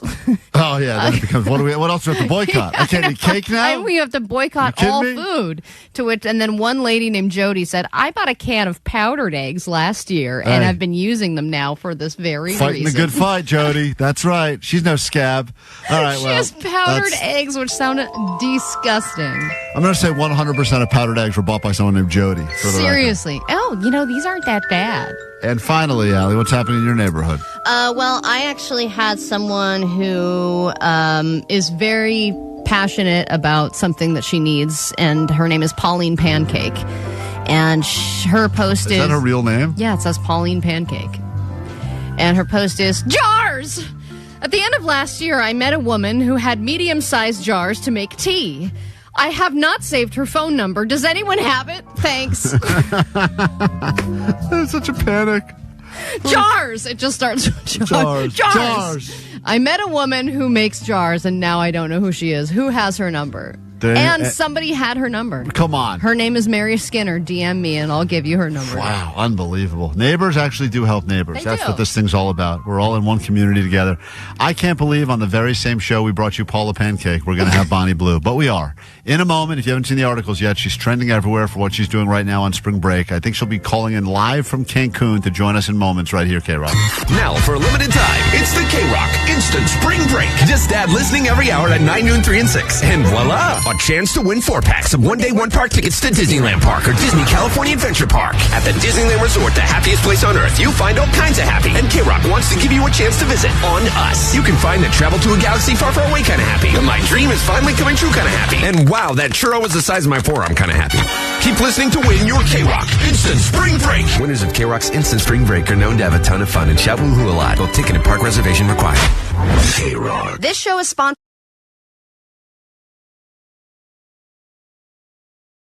Imagine you hearing that song at the Rose Bowl in Pasadena next September. We'll make that happen for you starting in less than 2 hours this morning on KROQ, and all day long and all week long. Oasis tickets. Their first show is happening here in Los Angeles. We will get you in. So on Friday after the show, I got involved in a very strange, high-stakes, dangerous, very dangerous. Involved is a strong word. Well, inadvertently involved. You weren't involved. You know, it's amazing that you are going to S this. You're going to talk S about what happened. You're sitting in your car. I'll explain what happened. You tell me how you would have handled it. Because so many people, after I started posting the live coverage I was doing of this police pursuit followed by a complete police standoff in the middle of Beverly Hills, people said, Klein, this is one of those things that would only happen to you. It seems like people goes, this is a story that I would hear you talk about on radio and would have said, is this a real story or is this made up? But now that I was putting all this evidence of it up, everyone's like... It just seems like it would only happen to me. Has it ever happened to you before you say what a stupid thing that happened? No, you are somebody who is prone to holdups. You're always being held up for some reason. Right, yes. And so much so that when I was late to go see my wife on Friday because of this, she goes, there's always a story. And I go, yeah, you're right, there's a story. There is always a story because you attract it somehow. I'm in the middle of a police standoff where if I got out of my car... But that's where you exaggerate a little. You were not in the middle of a police standoff. Well, if the police you were are in your car, boxed in by cops. Yeah, front row seat. If awesome. If the police are on one side of me, you were a good bystander, and the perps are on the other side of me, and then you got guns drawn going both directions, and I'm in the middle. What do you call that? Am I not in the middle of a police stand? You weren't in the middle. No, you were behind the police. You had a front row seat. Guys, there was police on both sides, but front and back. You're a glorified bystander. The only people between the police were the perps and me. That's it. And you were too scared to get out of your car and get a better angle. They wouldn't let me get out of them. I got reprimanded to get out of my car, and, well, I'll explain what happened. Were the cops there when you arrived at your car? No. So I am driving down like a stupid idiot. I text my wife. I was going to meet her. She had a doctor's appointment. I said, I'll meet you because it was not far from the radio station. I said, do you need me to get you anything on the way? Which stupid question. I don't know why you do that to yourself. She used to say, no, I'm good for a while, and that was great. So I would just ask, get it out of the way. This time she said, oh, you know what I'd love is a matcha latte. Uh-huh. I said, stupid matcha latte every time. So I pull over to go get a matcha latte, and I'm driving up I think I was on Beverly or one of those streets in Beverly Hills. I forget. And all of a sudden, there's two open spots, meter spots. I never see anything like it. Usually, you can't find any parking there. It's the worst. So I pull into the one spot. And I'm looking, and now I've got my car parked. I'm looking for any sort of change so I can throw something in the meter. I think a quarter gets you like 6 seconds or something. Yeah. Not a lot. But I just said I just got to throw in 2 quarters because if you don't, you'll get a ticket instantly there. They're like right on top of it. They love giving out tickets. So I put I'm looking for change. I'm bent down. In the time I bend down to look between my seats for change to when I pop up, I then see cop cars come from every direction, like on a full... 2 pull up to the left of me. Some are pulling down the street. They're shutting down. I see them shut down the street in front, shut down the street behind. And I'm going, oh, my God. I think I pulled into an area that had already been cleared for whatever they were about to do. But I didn't realize it. I thought it was an open spot. Oh, so you think that they somehow got the cars out of the way? I don't know what happened. I never see that kind of parking, but no one stopped me, or maybe I ignored a cone or something. I don't know. I just pulled right in, and I go, oh, it's a great spot. It's my lucky day. Then, of course, cop cars start circling all around. They start in the thing. All right, get out with your hands up. And I think at first, I don't see any other car. I just see me. So I'm looking and going, what the hell did I do? Right. You think that I would think at that point, I look like someone who's committed a felony. I have been pulled over before. You do look like somebody who's committed an offense. I drove the same car for a while as a guy that was apparently the leader of the Avenues gangs. And when I used to work and drive around early in the morning in the Los Feliz area, Glendale, whatever, I got pulled over one time and they explained to me they thought I was in the Avenues gangs. Cool. And I said, I wish. How do I get in? So they start doing this, and then I open up my car door to get out, put my hands up, because I thought at the very least this will be a good story. Oh my God, that would have been so funny. You should have done the thing where you get out for the front window, and then you fall down and your pants come off. That would have been so great. You should have done it for the show. And as I start to get out of the car, the guy yells at me very loudly, by the way, get back in the car! Get back in the car! Like that. So I get back in my car. And then I see 2 cars up. There is a car that has cops' guns drawn, going up on both sides of me now. Shotguns out, pistols out. No BS, Allie. They had shotguns? There's video. Johnny, post some of the footage. I gave Johnny exclusive footage. They're going up and they're circling surrounding this car now. Black car. So why does that matter? I'm just letting you know, Beverly Hills racist. Oh, okay. Got it. They are circling this car. All I can see is the black car. I don't know what's going on inside of it. I don't see how many people there are. Was it a nice car? I couldn't see anything other than the fact because you were just a bystander. Yeah, I was. At this point, I was in my car and I decided to do some live coverage, play-by-play of what's happening. But the cops, it was a serious, this was something that was not like a traffic stop that turned into 3 cops, 4 cops. This was something that clearly they had a plan in place because cops came from every direction at the same time. So you think somebody was stealing something, or do you know what happened now? So first of all, they won't let me out of my car. I'm boxed in. They got cop cars next to me. The whole street is getting cold. The whole street is blocked off. I can't even get out and get the matcha. I pre-ordered the stupid matcha. I know, it's probably sitting there getting all disgusting. So I try to get out a few times. They say, get back in your car. You have to sit in your car. And so I'm sitting in my car. Meanwhile, I see my blinking meter is red blinking, and now all of a sudden on the scene is a meter maid walking up and down. Still doing the stuff? Yeah, putting tickets on cars in the middle of a police standoff. And I'm going... They're like, but you can go ahead, do your job. And I'm tapping on my window, waving at her, going, I'm here. I'm pointing... I can't get out and put a quarter in there. I'm holding up the quarter to show She's her. holding up the ticket there it is. Yeah, and I'm like, come on, I'm right here. I go, what? They will do anything to give you the tickets. They don't stop the tickets. So anyway, long and short of it is, they keep me there for about an hour. When we leave the car. They get these. What's great is that you missed your wife's doctor's appointment. That would have been boring. Yeah, it would have been. But I actually somehow made it for the tail end of it, which is the worst part. Jesus. I didn't even get to see the disrobing part. It's the whole reason I was going to go. I don't know. I feel like exaggerating with an hour. I bet you were there 10, 20 minutes. No, you can look at the clock in my car the whole time. But anyway, they got these guys out. 3 guys get pulled out one at a time, handcuffed, walk backwards, the whole thing. And then I finally asked one of the cops, I'm like, hey, I know you guys are in the middle of something. I don't want to be a dick here, but is there any way I can get out of this parking spot? And then the guy was like, hey, you're the KROQ. He knew the voice, listens to the show or something, so thank you, Beverly Hills Police Force, whatever. And I said, hey, can you tell me what happened here? You know, he's like, I was like, it's cool, I won't talk about it on the radio. He's like, all right. So here's what he said. This was a stolen car from San Bernardino. And apparently the guys were doing a bunch of, I don't know if they were like smash and grabs or break-ins around there. That's kind of what I figure is robbery. And I think they caught one of the guys in their crew, and that guy ratted out those guys and said their next plan is to do the same thing in like Beverly Hills. Cool. So they were intercepting the job? They were on the lookout for these guys. Wow. And they took them down. And it was, I mean. Is there anything about this story on the news anywhere? No. No, just right here. That's very exclusive. Okay, well, I'm glad you're alive. Life or death situation. You had some really peak sitting. Peak sitting this weekend. Just saying, sat in my car. I mean, there you go. That's it. Had to listen to KROQ for an hour. It's not easy, guys. Quick break. Back in a second. More show next.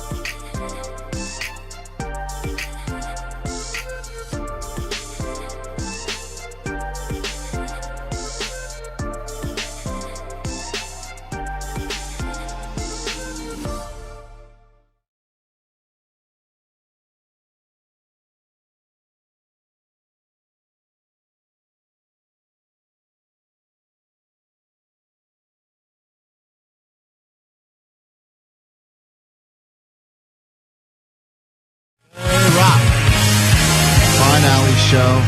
This is going to be eye-opening and mind-blowing for many when we welcome Bonnie Blue to the airwaves of KROQ. To earn a scholarship in college, usually you had to be either really good at sports or super smart or have a good sob story. But now all you have to do is have sex with the right person on spring break, and you could earn a college scholarship. Yeah. Spring break! Your only other hope was that some cool valedictorian was going to be like, and by the way, your tuition and your student loan debt is wiped away. Yeah. And you're like, wow. But those rarely happen. The concept that you could be on your way to Mexico now for spring break and you run into Bonnie Blue, the same Bonnie Blue that one time had sex with 1,000 men in a 12-hour period, just because she loves the sport of it. She's on our phones right now, and she is on spring break, and I think that she's trying to do something nice, good for society. Good morning, Bonnie Blue. Good morning. How are you? We're doing fine. Thank you so much for taking some time out of what I would imagine is your very, very, very busy schedule to chat with us in Los Angeles on KROQ. I know, you're probably leaving all those college boys full this morning. I haven't been able to go and drain them yet. I don't want to put words in your mouth, other things perhaps, but you are currently on spring break, and your mission is that you would like to have as much sex as you can with all of the spring breakers, and then if they're really good at sex, you would like to help pay for their college. Is that right? 100%, because I like bringing families together, and I'm aware people aren't bringing their dads to spring break. However, if they give me a very good orgasm or the smallest penis, I will then pay for their college tuition, so that way I still get to pleasure their daddy without them being here. Huh. So how many men are you going to pay their tuition, or is it just going to kind of open-ended depending on who wows you? So yeah, just be best orgasm, so at the end of spring break I'll decide. Right, okay, so you're going to pick one and final. Then the smallest, and then the smallest penis, so there'll be two. I have a feeling the person that wins the scholarship for smallest penis is probably also not going to win the scholarship for best orgasm. You never know. I don't know. Sometimes because they know they've got a smaller penis, they're learning different tricks. In your opinion, spring breakers, how is the sex in general? Because a lot of people are drunk and maybe a little clunkier than normal. Is it better or worse than, for example, the day you had sex with 1,000 men in 12 hours? So they have to come sober. We do a breathalyzer test. I will say Americans are so much more bad than the British. Are you saying bad in like a cool slang way? Like we're bad at sex, or like we're just bad, like not good? they're so much better. Oh, better. Americans Oh, really? Are much better in the bedroom. Oh, that's good to know. And some people would judge what you're doing. I think it's always interesting because obviously you got a lot of people talking. No shortage of articles written about this. You create these kind of sexual bucket list conquest items, and then you want to see if you can do them, and you keep kind of changing the bar, raising the bar. Do you come up with these yourself? Like, do these come to you in a dream? Do you say, oh, it'd be fun to go on spring break and sleep with guys and then give a scholarship to the one with the smallest penis? Yeah, I mean, I definitely dream about the college boys, but yeah, I want to give back, and it focuses sex around pleasure as well, with the best orgasm. And we should point out that Bonnie Blue is currently in Cancun. As we speak, she's in Cancun, and she is still, I guess, looking for guys that are interested in this. I guess the one Wherever will she find them? the guys have to consent to being filmed for this. Is that correct? Yeah, they do have to be consent to being filmed. Yes, and then of course you use that content, and that's why you're so popular on OnlyFans, etc. Bonnie Blue, are you? Do you receive pleasure? I mean, of all of the men, especially that day that you were with 1,000 guys, what percentage were pleasurable, and what percentage were, when is this over? No, see, I love it. It's like my favorite day. So I receive so much pleasure from it, and don't even need lube. Really? Has there been anybody that you've turned down, Bonnie, and why have you turned them down? It was one guy turned away at 1,000 because he was commenting on people's penis sizes and judging their bodies, and that's the one thing I don't accept. Like, treat me however you want, sit on me, slap me, but don't comment on anybody else. Huh. So that was the one person we kicked out. That's beautiful. Bonnie, do you mind me asking what you're wearing right now as we have this conversation? Absolutely nothing. Oh, you're naked right now. Wonderful. Allie showed us a picture of her breast yesterday. It was a X-ray picture, though, so not kind of the same thing. Yeah, it was an ultrasound of my breast. So we needed to have you on to cleanse our eyes from what we saw yesterday. Bonnie Blue loves sex. She really does. Nothing wrong with it. I mean, she is some people have called you a sexual deviant, but do you like that? Do you wear that proudly, or do you think that's not accurate? Oh, honestly, any names, call it me. It turns me on. Mm-hmm. And how long are you going to be doing this, Bonnie? Because there's several OnlyFans creators that have made a lot of money that end up retiring early just because it's a tough job. I mean, you're obviously working very hard, and you've been doing this for a long time. How long are you going to do it for? Well, now I enjoy sex so much more, so I don't want to stop. Like, I'm doing this when I'm a MILF, DILF. Like, this is a long-term thing for me. It's like asking, when do you want to stop receiving pleasure? The answer's never. Look, I think, once again, Bonnie, what you're doing is incredible. It's giving a lot of guys a lot of hope. You're paying some scholarships. Even for the guys with the tiny dongs, they potentially are going to get a scholarship out of this from Bonnie Blue, which is super nice as well. And what do you have another challenge in the future? Because all your challenges get a lot of attention. So now you're on the spring break one. Is there something you're working on in the future that you can drop on us now on KROQ so we can exclusive scoop it? We're doing a zero gravity group scene. Zero gravity. Oh, zero gravity. Later this year. Oh, that's cool. That's pretty great. Bonnie Blue, once again, Bonnie_Blue_XOX, currently in Cancun. How many people so far on this spring break trip have you been with? It's hard to see. You sort of lose count after you get over 50. Over 50? But we're definitely over 100. Over 100, wow. Look at your spring break. And you've definitely come across some very tiny penises. Yeah, it's more like scissoring when it gets that size. Oh, Allie, you know that. That's your world. Yeah, great. Scissoring. Comfort zone. Nothing makes a guy feel more confident than when a woman refers to sex with him like scissoring. Yeah, but that's another challenge, potentially, Bonnie Blue, is how many women can you have sex with in a day? That's definitely in the pipeline. Yeah, great. Bonnie Blue, don't be a stranger. If you're in Los Angeles, we'd love to meet you in person. And thanks for joining us to break this down. If you're on spring break, a lot of people on the text line saying they're booking their tickets to Cancun right now. So thank you for hanging out with us, Bonnie Blue. Love to talk to you. Perfect. I'll see you soon.